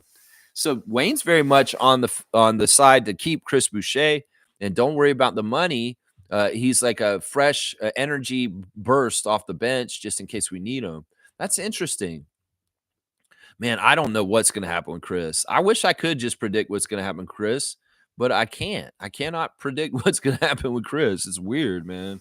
It's really, really weird. Really, really weird. Yeah, Fiercey saying Myers disrespectful to the Raptors. Yeah, that's probably the reason why I hate him. I mean, he doesn't like that we beat them and closed down their arena. He was in charge when we did that. He personally saw failure because of the Raptors. And we closed down Oracle, and they closed down with a loss and a Raptors championship on their court. So, yeah, Bob Myers and a lot of the Warriors people around that time are not very respectful towards our team. Certain people are, and they're the winners, the classy ones. Steve Kerr, Steph Curry. These guys are classy towards us. Draymond's gotten more classy over the years about the Raptors team that beat him. He's a little bit more honest about what happened in that series, but not totally. He still believes that we wouldn't have won if the injuries happened. But other people have come around and said more about this, like Pascal's recent appearance on The Young Man and the Three. The host, who was a huge Philly fan, and was at a lot of the games when we played against Embiid and them in the Kawhi shot, because he's best friends with JJ Redick, who was playing on the Sixers at that time. He's even come around and said on that podcast this week with Andrew Nebhard and Pascal that he believes that the Raptors, even if the Warriors weren't hurt, could have beaten the Warriors because they were that good. And people are underrating them because they look back now at the Raptors championship team and they're like, look at all these guys and what they're doing now. That team was stacked and that team was badass. You know, Norman. Look at Norman for the Clippers this year. Look at Fred for the Rockets. OG for the Knicks. Pascal. You know, and then the greatness of the guys who've retired since Marc Gasol, Serge Ibaka, and, you know, even Kyle Lowry, the way he is. Kawhi, when he's healthy, he's doing it for the Clippers this end of the season right now. So it's like that team was stacked. And some people are starting to realize that it was underrated all along. And no, that we weren't going to lose the Warriors if Kevin Durant had been healthy. We were a team of destiny. We're going to beat them either way. I said that at that time. But it's glad to see the rest of the world's kind of catching up with realizing this, that, you know, the Raptors were just a team of destiny that year. They were going to beat whoever they were going to play in the finals because they were that good. They beat Giannis the way they beat Giannis. They beat the Sixers the way they beat the Sixers. They were going to beat whoever was in the finals. It didn't matter who was healthy or not. They were going to beat them. That's right. That's right. Yeah, Bob Myers is a jerk. He's a cocky, arrogant son of a bitch. And he has been disrespectful to our team on the broadcast. And that's part of the reason why I don't like the guy. Yeah. Neil's here. Good to see Blackhawk. I want the Raptors to stop the Mavs tonight. Thank you, Spurs. Yeah, it's kind of cool. As we were talking about this, and Neil was worried about this, about getting the Spurs underneath us in the standings. And we talked about all the scenarios where things could go wrong. And well, later that night, after Neil and I talked about it, the Harrison Barnes fixed everything for us. So we don't have to worry about this at all. Yeah, thank you, Harrison. Thank you, Spurs. That's right. Reggie saying Raptors should never apologize for winning the chip in 2019. Green, Myers are sore losers. Deal with it. Yeah, I'm not apologizing for nothing. That is a badass year. And that's I'm just going to always cherish that championship. And I will cherish the second one when it comes to. So, yeah. Yeah, they're just salty losers. That's what they are. I mean, y'all won a bunch of championships. Y'all feel good, but the Raptors were the team you didn't beat in the finals. And you can't say that you ever beat us in the finals either. We can say we beat y'all. Because it's true. It's true. That's right. It's true. Now, let's see. Yeah, they're sore losers. You're exactly right. Sore losers. Nameless is saying Boucher will act as our Garrett Temple moving forward when Temple no longer can. I bet he stays. Well, I hope so. They made overtures in the last couple of days that both those guys may be in the plans for next year. You know, Darko said he wants Garrett back too. He's a glue guy, and Garrett said he doesn't want to retire. He says he wants to keep playing, and if he can physically still keep playing, he will be back next year and doing the same role for the Raptors once again. Garrett Temple traveling around as the old vet on the team. So I don't know if Garrett's ready to ride off in the sunset. It's not sounding like that this week. And both sides, once again, are saying they want him back next year. Garrett wants to be back next year. And Darko said he very, very much wants Garrett back on the team next year, too. So I don't know what's going on with this. Some people have said both of them be gone. Some people have said one of them be gone. Maybe both of them be back. We don't know. We don't know. Blackhawks saying we will sign O-Rob on Saturday, then trade him with the pick for Zach Edey in the offseason. World domination, baby. All right. All right. He's drinking that purple Kool-Aid, obviously. He's on something here. Neil, I love what you're saying. I wish it was true, but I don't know if it will be. I don't know if it will be. I don't think that the Grizzlies are ready to trade our Toronto guy back here. The 7'4" Zach Edey on the Raptors. That would be awesome. I would love that, man. I would love that. Nameless saying, I doubt Boucher has any desire to leave Canada. That's part of the tough thing here. But you know what? I don't know, man. Is he pissed off enough to be like, yeah, I'm going to go somewhere? And what if he becomes like a Raptor killer, if he goes away from our team? And he's like, oh, the last 2 years I was in Toronto, they benched me for like the last part of the season, both years. And I was annoyed with it. I'm going to work it out on them now. And all of a sudden, Chris Boucher's coming back against us as an Orlando Magic or something like that. And he's like kicking our ass. And in some ways, I wouldn't be mad at him. Is that become like, yeah, I understand why he's doing this, man. I think all Raptors fans would be like, yeah, I understand why Chris Boucher's torching us right now. I understand why he's doing this to us. I don't know what's going to happen with Chris. I love him either way. And I wouldn't blame him if he does become a Raptor killer, if he leaves our team this summer. I seriously wouldn't blame him. Seriously. I don't think he wants to leave Canada either. I do believe you're right because he's Canadian citizen and he's very much been a part of our franchise for a long time now. And I think that's what I'm saying. I think that he is inclined to want to be back with Toronto, but the money's got to line up and he's got to make sense. That's the thing right there. Yeah. Stargate saying, at Smooth, we will apologize when the Warriors apologize for the 2014 championship and the Lakers apologize for the 2021. Then and only then we may consider it. We don't have anything to apologize for. Our championship was bona fide. Our championship was way more bona fide than that 2020 championship, Mickey Mouse championship in the bubble that the Lakers won, set up to win. Yeah, no, that's for sure. And yeah, the Warriors in 2014, okay. Yeah, we can put that on the list too. But yeah, everybody who discounts the Raptors championship, you're kidding yourself. You see how hard it is for the Raptors to do anything in this league. And we actually came and got a championship. And there's a bunch of teams in this league who have not won a championship, and they've been in the league for like 50 plus years. So I'm just saying, you know, that's just how it is. Wayne's saying those guys are waived, so they don't play tonight. What does our team look like the last two games? Yeah, we don't have anybody. We have like 8 players tonight, Wayne. I was looking at it, and they're sitting Emmanuel and RJ and Jakob tonight. Scotty will play, and basically Jamal Shed, Jonathan Mobo, Jamison Battle, AJ Lawson. But after that, I mean, there's not a whole lot of guys around for the Raptors tonight. Cole Schweider's gone. Orlando Robinson's gone. So we're missing 2 roster spots along with Jacoby Walters not playing tonight. Yeah, there's a lot of missing stuff. A lot of missing stuff going on right now. Let's see. Smooth saying Bulls' reward for surviving the play-in will be 4-game sweep at the hands of the Cavs. Good job. Yeah, I don't know who's going to get through the play-in the Eastern Conference. The Bulls will play the Miami Heat. It's likely because they've been playing very well. Josh Giddey has been fantastic games recently. I could see the Bulls beating the Heat for sure, and then they'll have to beat another team, right? They'll have to beat the loser of the Hawks and the Magic to get their final spot, which will be against the Cavs, the number one team. So yeah, I don't know. I mean, they may give them a little bit of a good run for their money. The Cavs lost last night, right? Didn't they lose last night to Pistons? I believe that's what happened. No, they lost the Pacers by 2 last night, and the Pistons beat the Knicks. So, some of these higher playoff teams are losing to lower seeded teams right now, like what happened last night. There you go. There you go. Carlo's here. Good to see Kaloy. Good morning to you, Carlo JS. Morning, Lex and fellow freaks. Excited for the next year. Yeah, I'm excited for tonight's game. I'm excited to hang out on Discord with you guys and hopefully talk to you during the game because I'll be there tonight. And then on Sunday, we'll hang out for that game too. And all the fun stuff coming up for this summer. I'm going to have a different off-season schedule with a mix of content and streams. But yeah, it's going to be different. I'm trying to fine-tune it and figure out exactly how I'm going to do it. It may be like it changes, and we're just going to try different stuff. But I'll keep y'all up to date. And most likely, everything will always happen at 9:30 in the morning still. So it's not like I'm going to switch up the time and when my stream is during the day. It probably will be like I do a content, meaning either I'm going to come on for a second and just talk without interaction, or I'm going to do a regular stream like I'm doing right now. We'll have to see how it goes.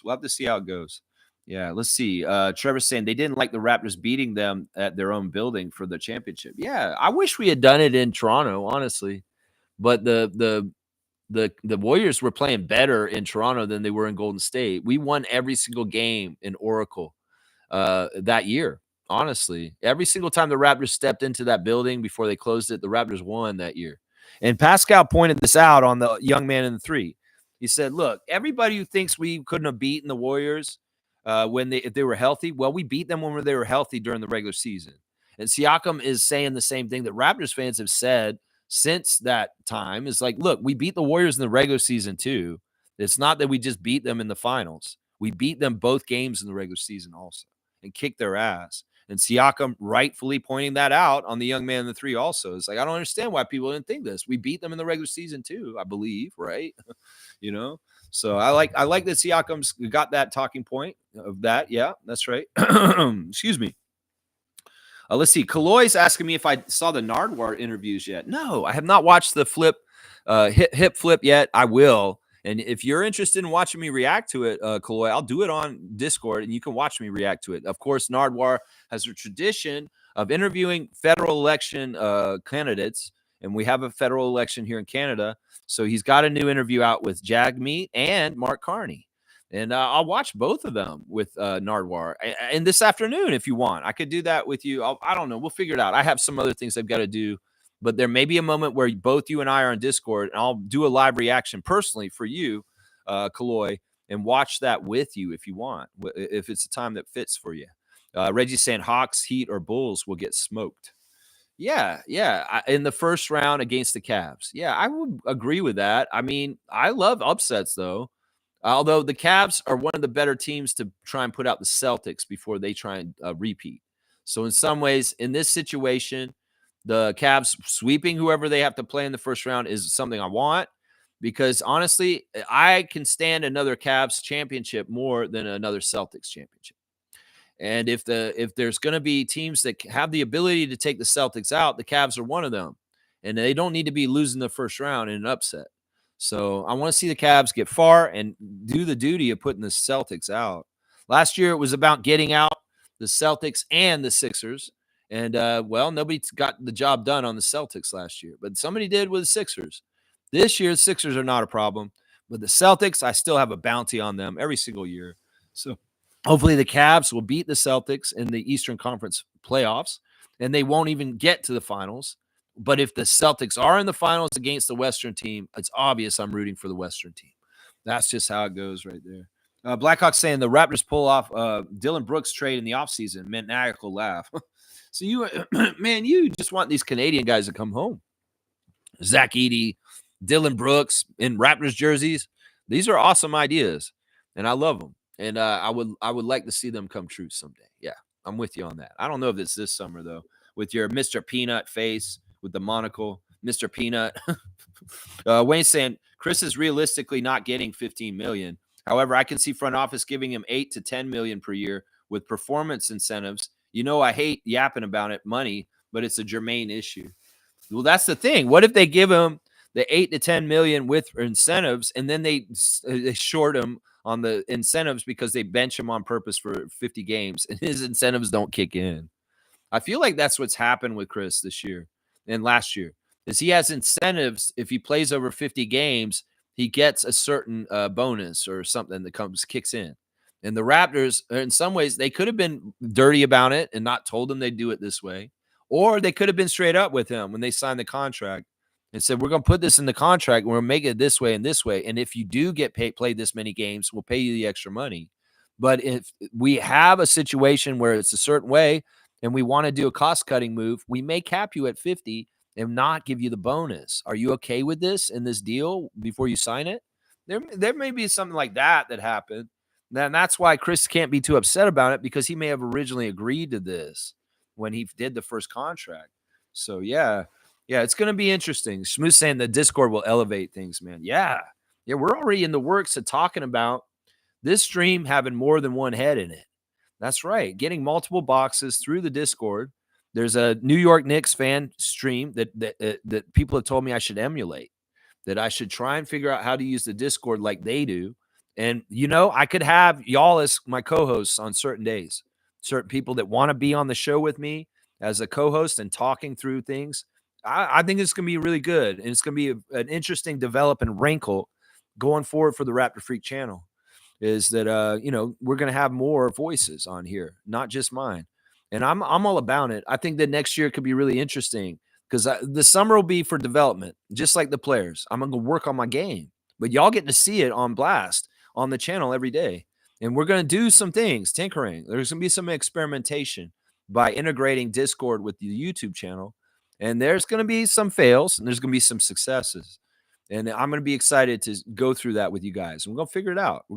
It's going to really be a game changer. I know it is, Reggie. I know it is. I know it already has been in some ways. Stargate saying the Hawks will get swept for sure. Bulls may win one, and the Heat may win one or two, simply because of Spoelstra and playoff pedigree.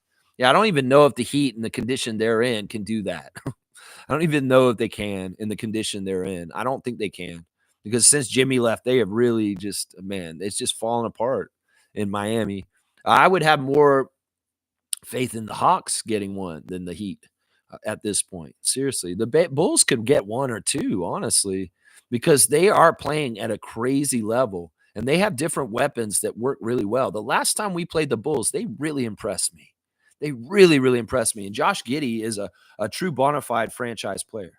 He's really showing it right now. Like the game he had earlier this week was insane with the stats he put up. It's just insane. Carlo, you're all about doing the reaction for Nardwuar. Awesome. We'll definitely try and schedule that in for today. I'll try and figure it out. There's something I got to do with Adriana at some point, but I would like to do this also because I do want to watch these episodes. I saw they came out, and I love Nardwuar. I watch Nardwuar regularly all the time anyway. Like, I was going to watch these at some point. They're already on my YouTube queue. It's just, well, if you want me to do a reaction in the stream on Discord, I will. Blackhawks saying, I need Pacers to win the East. I would love that. That is ideal. Seriously, that is ideal to me. But I don't know. I don't know how easy that will be. In some ways, we'll have to see. I love the Pacers to be the Eastern Conference champions. I really would. Stargate saying, Blackhawk, you would have to give up at least one starter for a Dylan Brooks. Dylan's going to come off the bench. So which starter were you willing to part with?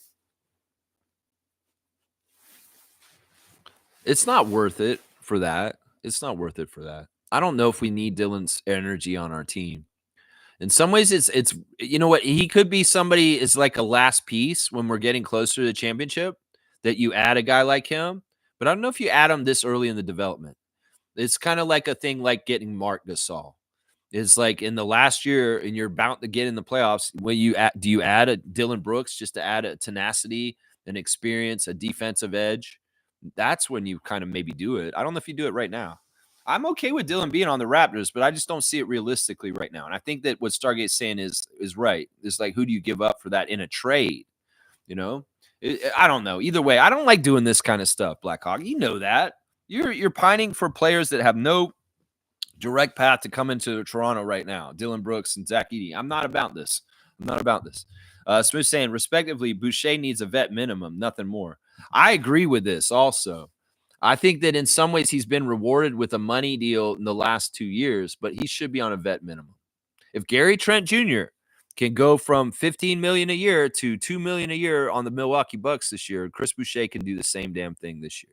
And he may not like me saying that, but I'm just saying, if you want to stay in the band and you want to stay here, you just made a whole bunch of money the last couple of years.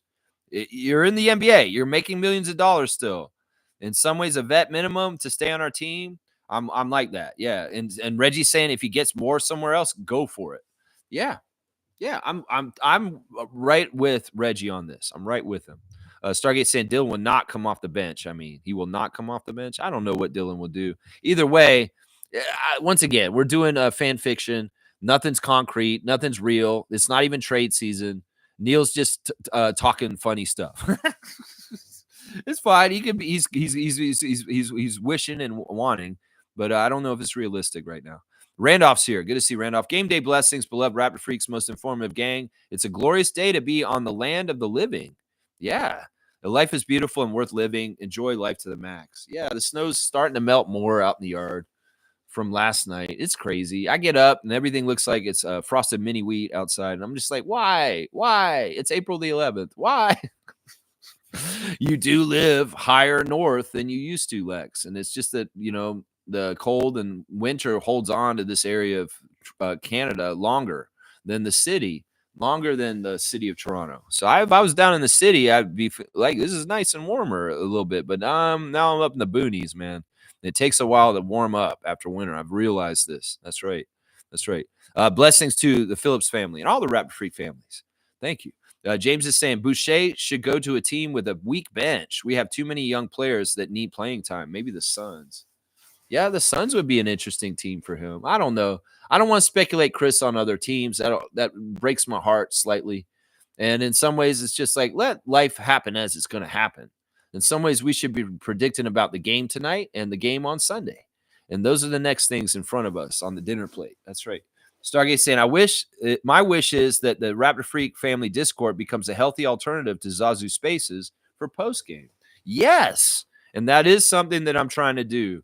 And Blackhawk and Cool Cat, direct members of Zazu Spaces, coming and being a part of us will help make that feel a little bit like that. And also, we can have more mature, worthwhile discussions. I think that's the word, worthwhile. Discussions that are worthwhile to have and not just like, okay, why are we talking about this? This is ludicrous and kind of stupid. I agree with this Stargate. And I think we'll get it. We've had it a last couple of games. Like after the last game, we had like 5 of us after the game hanging out and just talking after the game, goofing around, looking at the box score. They were helping me figure out my stars of the game. We watched the highlights and the interviews together afterwards. So that's kind of what the ritual will be, is we'll get on Discord after the game. If you feel like talking about the game after the game's over, come to our Discord. And I'll put on the highlights and we can actually watch highlights together and talk about specific plays that happen in the game and also listen to the interviews and live react to the interviews and what Darko and the players are saying after the game too. So this may become the regular beats of what we do, is that we're going to have a regular post game on Discord. That's not like this stream. I'm going to do the reactions in the morning still, but there may be information and things that we talked about in the Discord on the night after that we bring up in the stream in the morning. So yeah, I'm excited about all the possibilities Discord is starting to show me that are possible. Yeah, Kaloy saying, yeah, I'm impressed with the Bulls too. Giddey is outplaying Scotty right now, and I hope Scotty improves. I don't want to compare Scotty to Giddey on this situation. It's not fair to Scott. In some ways, the Bulls have been hungry and chomping at the bit to get going somewhere. There's been a lot of stagnation and spinning their wheels in the last few years. It's not DeMar's fault. It's not Zach's fault. It's Lonzo's fault. And in some ways, Giddey has showed up as the point guard that they've needed all along. They didn't have a point guard for a couple years because Lonzo Ball was out, and the Bulls just didn't do things right with Zach LaVine and DeMar DeRozan as their two main players. Well, Giddey is in a place where they've been wanting and crying out for this. And like I said, there's a nucleus on that team right now with him and Vucevic and Buzelis and Kevin Huerter and Kobe White that is very promising and working very well together right now. And Giddey is the center of it. Now, Scotty, if his hand wasn't hurt and Scotty was playing for the playoffs, playing for something meaningful right now, I would predict that he would be looking just as good as Josh Giddey right now. That his hand is messed up, and that has really hurt the second half of the season for Scotty Barnes in the shooting. And in some ways, the way we've had to play half-assed because of half tanking, that's also hurt Scotty's all-out play. So I can't do this comparison. It's not fair to Scotty Barnes. It's not fair to him right now. Yeah, Kaloy said, I'm still figuring out the audio settings on Discord too. I used to stream too, and I used to have a mixer controlling input-output, but it's not working right now in my current setup. Okay, yeah, I'd love to interact with you on there. Quite a few of the Raptor Freaks I've seen on camera and talk to them on microphone. It's so cool to put a face and a voice to some of y'all's names and hearing y'all for the first time. It's awesome. And, it's up to everybody's what they're comfortable with. You don't have to put your camera on. Just put your mic on. If you don't want to put your mic on, you just want to type. It's whatever level of interaction you want to do. There's no, you have to be on camera on your mic talking to me. If I may not see some of your comments if you're typing in text because I'm more apt to respond to people on mic. But, you will get your messages read at some point, and I'll see it. Yeah. I'll see it. Stargate saying, no, we good. We don't need Dylan at this point. We good. Yeah, I don't think we need him right now. I think that our dogged defense is dogged enough.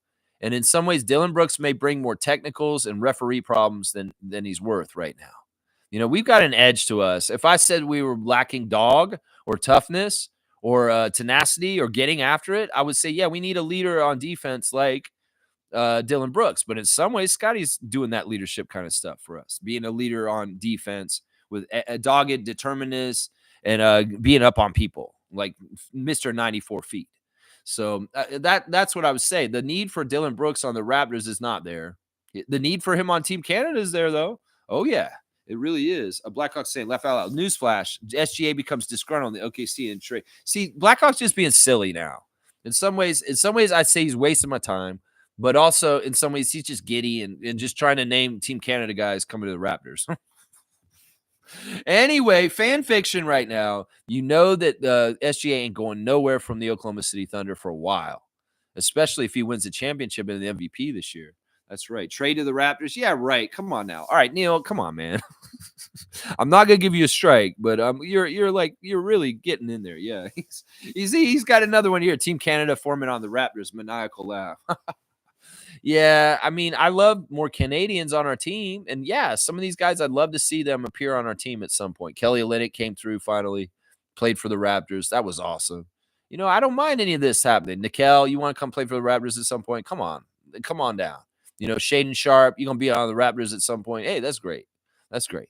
I'm okay with any of this. It's just all in good time, Neil. You're all over the place. And these settings are not ripe or right for these things to happen at this moment. That's right. That's right. Wayne's saying we're building new careers, new names, new team. The Dylans of the world may not be necessary when our time comes. Jameson Battle, Walter, Shed, Jakob Pertl, RJ, Scotty, and Brandon. This is the thing.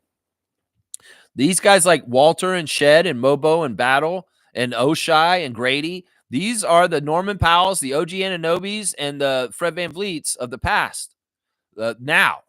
And that's what I'm saying. It could be in like 5 years from now, after the Raptors win another championship in the next 5 years, that everybody looks back and says, wow, the Raptors did so good in that draft class when they got Jacoby and Jamal. And look at these players now. And all of them are doing stuff like Fred and OG and Norman are doing around the league right now. That's the thing. That's the way that they build this. They got the new crop of plants in the ground, planted last year, and they're growing really good this year. The garden is growing beautifully with the young rookies of the Raptors. And I'm saying that this crop that we got this year could be looked at just like the Fred, Jakob, Pascal, Norman era. the bench mob era. And in the years to come down the road, everybody be like, wow, Toronto did so good getting all those guys all at once. And it has a similar effect to what happened with our championship. Because on the down low, sure, having Kawhi added up to us having a championship, it was very helpful and important, yeah. But having the upcurrent of young stars on our team coming up and doing so well on rookie contracts was a huge part of it also. Getting Fred VanVleet to do what Fred VanVleet did at that point in his career, at that age, I'm just saying at that contract, Siakam, holy crap, look at how he blossomed in that playoff run when we won the championship. So I'm just saying this potential group that we have right now that's young, they growing up into something like this, and this could be things that they say about them in the years in like 10 years from now or 5-6 years from now is what I'm saying. That's the thing that's interesting about it right there. Neil's saying when you look up the sky at night, what is impressive is multiple stars shine bright. Scotty is fine. Giddey shine. Don't dull Scotty. That's right. There's just different ups and downs in players' careers. I mean, Giddey had some time in Oklahoma City where things weren't making sense, and he had dud time there. And that's part of the reason why they felt like he was expendable. They could trade him for Alex Caruso. But Giddey is flourishing in Chicago right now. There are going to be periods of time where Scott's hurt, and Scott's going to flourish. And Giddey's going to have those ups and downs too. It's just that the biometrics or the time in the career of Giddey's on a high right now. And in some ways, Scotty's a little bit on a low just because of his hand and his broken finger. Yeah. Wayne saying having Raptor Freaks in the stream on camera sounds very appealing. Everyone yapping at the same time and being interrupted is awesome. Well, it's the kind of thing where we try to allow each other to have more time to talk and not speak over each other. I, for one, have tried to not talk as much and allow you guys to talk to each other because I'm talking so much in the morning stream that in some ways I enjoy hearing you guys talk to each other directly and kind of just kick back and adding a little bit here and there. It's a different feel, Wayne. It really is. But it's nice to have the resource of each other to kind of pal around and be true Raptors fans, positive Raptors fans, watching the game and enjoying the special moments that happen and revealed in the game, like in reaction in the moment. It's really cool. It's really, really fun. And I highly recommend it, Wayne, if you can get in there with us. Stargate saying Blackhawk's been hanging out with those children over Zazu Spaces. Way too much time with that kind of talk. I don't know. Maybe he's doing a tribute to them. He's saying this is the energy of the Zazu Spaces. I think that's what he's doing right now. This is the whole SGA Dylan thing that he's talking about. Yeah, we're gonna get this person and this person, and we're gonna get this person. Okay. All right. I don't hate what you're saying. It's just that I don't see it right now. I think that's what he's doing. He's doing that. Yeah. He's saying Blackhawks saying it's called Have Fun Friday, people. All right, there you go. When you don't hear those suggestions normally from me, it's because it's Friday. Have fun. Make outrageous statements. It's all good, Neil, man. I love you, man. I hope you don't feel like I'm coming down on you. I'm just kind of like, okay, we get it. You want Team Canada guys on the Raptors. Stop being a tight ass, Stargate, or Mr. T go and get you. You guys are funny, man. I see. This is the thing. What would this sound like with you guys on audio on the mic saying this to each other on the Discord? It sound like something. Yeah. Pity the fool. I pity the fool that mess with me. Hey, fool, you shouldn't do drugs. Drugs are bad. Okay, if you do drugs, I pity you, fool. Mr. T and Nancy Reagan. Just say no. That's right. All right, let's do straight goods on Canadian Goods. Today, we have another restaurant that is Canadian that I'd like to put on blast for you guys. It's originating from the great city of Toronto, and it is Freshie, y'all. 2005 is when Freshie was born in Toronto, and Freshie has been coming out all over the place and making more and more locations around North America and the world. Seriously. They got 343 stores in North America. Freshie is in the United States, and it is Canadian owned. So if you are in the United States and you know where a Freshie is, that's Fresh II, you can go there and support Canada by eating at Freshie because it is a Canadian company founded by Matthew Corin. And yeah, they're all about the salads, the wraps, the burritos. It's a healthy place. It's a healthy place. You don't want to eat at Subway. Subway's American. Go to Mr. Sub or go to Freshie is what I'm saying. And Freshie's got locations all over Canada, and they even got some locations down in the States and in other countries. I believe they're in Colombia, Peru, Sweden, Austria, Switzerland, Ireland, and the United Arab Emirates. Seriously, and they're starting to build locations in Germany, Guatemala, and Saudi Arabia. So Freshie, Canadian company, Canadian chain, fresh food, fresh produce, fresh vegetables, eat healthy, Freshie. That is my straight goods on Canadian goods. You can eat a Freshie, fresh fresh fresh Chow meows. Chow meows. Man, Neil is on something right here, man. He's on something. He's on the drug of life. That's right. Fresh chow meows. Chow meows. All right, let me go check my tabs, y'all, real quick here. Let's see what else do I got on my tabs. I did the Instagram stories. Let's see if there's anything interesting on Blue Skies. Anything new right here? Let's see. No, it doesn't look like there's any breaking news on Blue Skies right this second. Yeah, Blake Murphy once again saying the things for tonight. RJ and Emmanuel will rest. Pirtle, Walter, Ingram, Dick, Shamshay out. Jared Roden questionable. Raptors waived Swider and Robinson. So these are all guys that aren't available. Anthony Davis is probable. Klay Thompson, Spencer Dinwiddie, Dante Exum, and Jaden Harvey are questionable. Irvin, Prosper, and Edwards and Jones are out. So he's saying that Omax is out. Yeah, Omax is out. But Lively is in. Lively is in. Let's see what Raptors Reddit is saying this morning. They're going over how in one of the games recently, I think this was the last game, a Toronto Raptors fan sunk a half-court shot at halftime to win season tickets for next year. Do y'all see that? That was on the League Pass. If you were watching a half-court shot made by a Raptors fan who won season tickets at the last game. It's crazy, man. Yeah, they're talking about what I was talking about earlier, to the best city edition court the league's ever seen. It's not goodbye, only see you later. So that's a straight up tell that city edition court that we got, they're going to keep it, and we're going to see it again in the future. I love that. I love that so much. That's fantastic. Of course, once again, I talked about this. Jamal Shed was the person who addressed the crowd at Scotiabank Arena on the final home game to tell the crowd thank you for coming out every day. So we were wondering who was going to do the end of season speech in the arena. It was Jamal, and he did a very good job. He was very well spoken. He said the right things. That's right. That's right. Raptors Reddit thinks that Duke center Common Malawach would be the logical pick for the Raptors in the draft. They're saying that right there. They're putting on blast what Josh Lewinberg said about Scotty Barnes, about his development this year, saying that Josh Lewinberg says the Raptors have been really impressed with Scotty's leadership improvement. Over the summer, Scotty became a father, also went through multiple sessions of media training because he wanted to make sure he wanted to represent the organization the right way. Look at that. So Scotty cares about being a Raptor and representing us right. Unlike Ja Morant, Darko also revealed that Scotty hosted multiple team dinners this season. Bobby Webster talking about Scotty Barnes. He's a father, and that changes you in a different way. He's clearly the emotional leader, and players follow him. There's a seriousness in which he's taken the game. The shooting, we're not going to hide from it. He has to improve.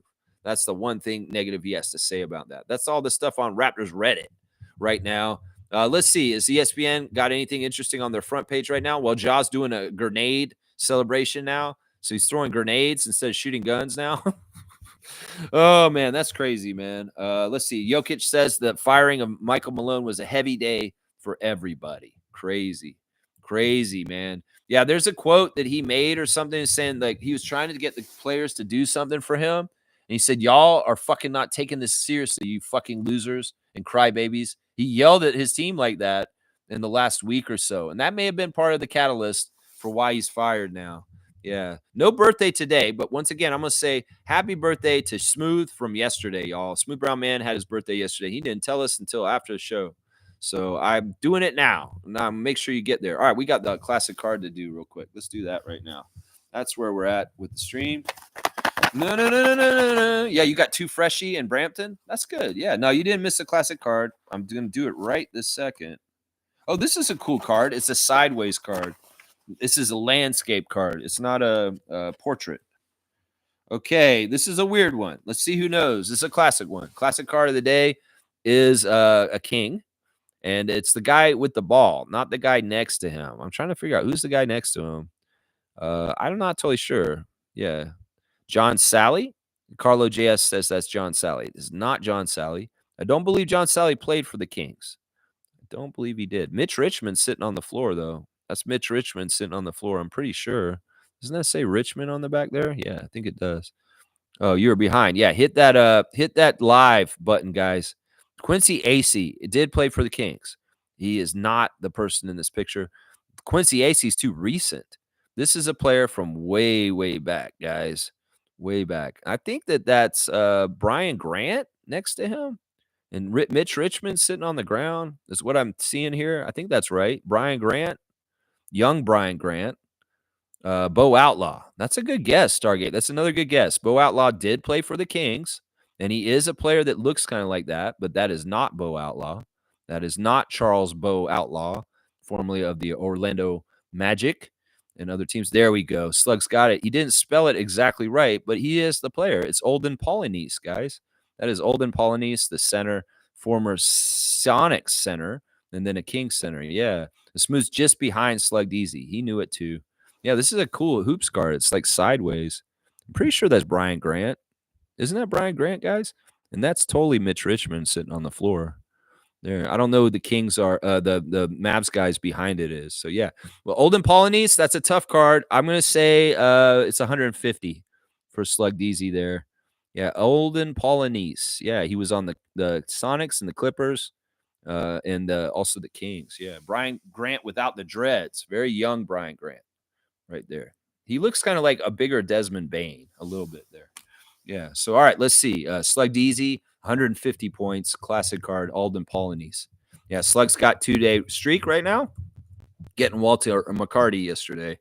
So, yeah, Slug, good job cleaning it up right here on the classic card. And I'm going to make it a 150 card today. Yeah. Alden's not totally easy to get. But good guesses. Y'all had good educated guesses that were wrong. Really, really good guesses, though. Well, I thought Bo Outlaw is a good guess there. All right, let's see. Let's do the wrap-up, guys, before 2 hours is up, and we'll get out of here. Stargate saying, I remember Brian Grant from the Blazers and the Heat. Yeah, I remember him from the Blazers and the Kings. I don't remember as much on the Heat, but he was on the Heat. I do remember him being on the Heat. I don't remember as much on that one. Yeah, all right, let's see. Wrapping up. All right, the injuries for the Raptors. Once again, these are the guys who will not be playing. Kobe Walter is out. Jakob Poeltl is out. Emmanuel Quickley is out. RJ Barrett is out. Brandon Ingram is out. Grady Dick is out. Ulrich Shamshe is out. Cole Schwider and Orlando Robinson are waived. Jared Roden is questionable. So Scotty is available. Scotty will be playing along with Jamal Shed, Oshai Abaji, Jamison Battle, Jonathan Mobo. That's the starting lineup I think we'll have tonight is 3 of the J-Rooks with Oshai and Scotty. And then off the bench, we'll have Chris Boucher, Garrett Temple, and A.J. Lawson, and hopefully Jared Roden. So it's looking like we might have a 9-player roster tonight. That's total playing. That's total. And that may mean that Chris is actually going to play tonight. I don't know. I don't think he will, though. There's something about 50 games. There's something about 50 games. The game is at 8:30 tonight, guys. So 8:30 start because it is in Texas. And the ESPN matchup predictor saying 61% chance the Dallas Mavericks will win tonight. We only get a 39% chance for our team. The Mavs have injuries also. And these are as such, as I just kind of went over. Jaden Hardy is questionable. Klay Thompson is questionable. Dante Exum is questionable. Spencer Dinwiddie is questionable. Anthony Davis is probable. Omax is out. Kyrie Irving is out. Lively is in. And it's likely that Lively will start with Davis, PJ Washington, Max Christie, and Brandon Williams. The rest of the bench for the Mavs, Najee Marshall, Caleb Martin, Daniel Gafford, Kai Jones, Dwight Powell, and that's pretty much it. That's who the Mavs have. The referees for tonight's game are Brian Forte. He favors the Raptors. Scott Twardowski favors the Mavericks, and Jenna Schroeder is the third ref. She favors the Mavericks also. So it's a little bit more favorable crew for the Mavericks at home.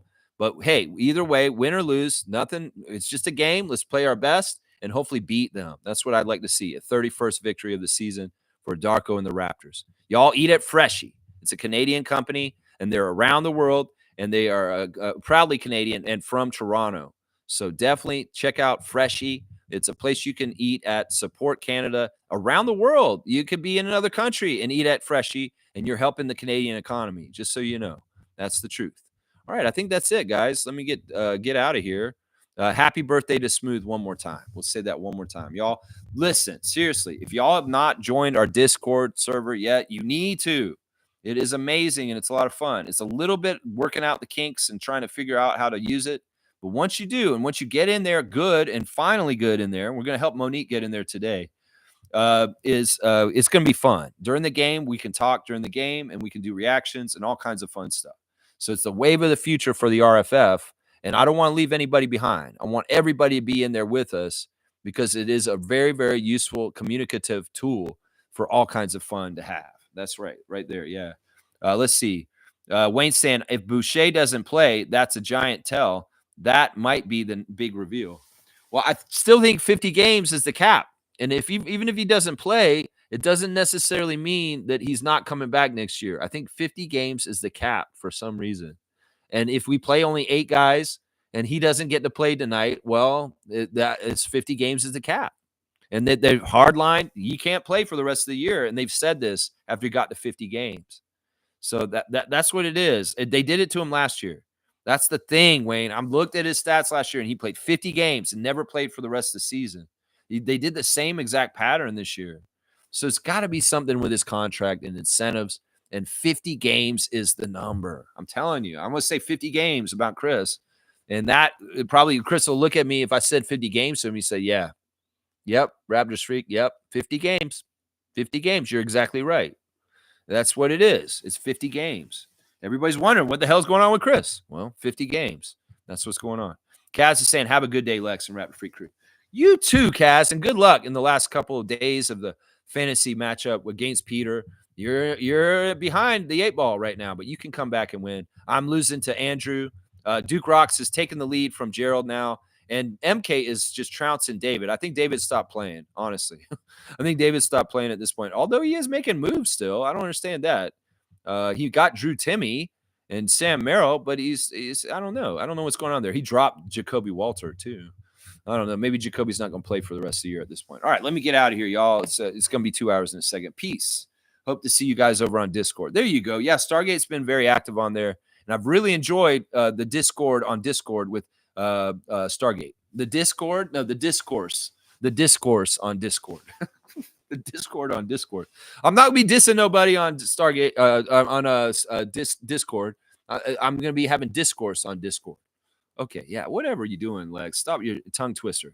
All right, I'll see y'all later. Let's go Raptors. Beat the Mavs. Nothing, no reason for us to lose or tank to them. We can put a full effort out there. So let's go all out, Raptors, and get some more wins added to our total. So Darko gets more coaching wins. In some ways, that's what matters. Darko's coaching record. Let's get him another win tonight, Raptors. Do it for Coach. And then do it for Coach again on Sunday against the Spurs. Let's go, Raptors. All right, please like, comment, subscribe, and share. And if you join the channel, you get access to our Discord as a member of the Raptor Freak family official. All right, let's go, Raptors, and beat the Mavs. Yeah, let's beat them for trading Luka, you jerks. Yeah, let's help these Mavs fans by beating them. And then they can lose to the Kings and be out of this miserable season. And then be on their summer and move on to other things. Like, I don't know, MLB or something like that. I don't know. Let's go, Raptors. Let's go, Raptors.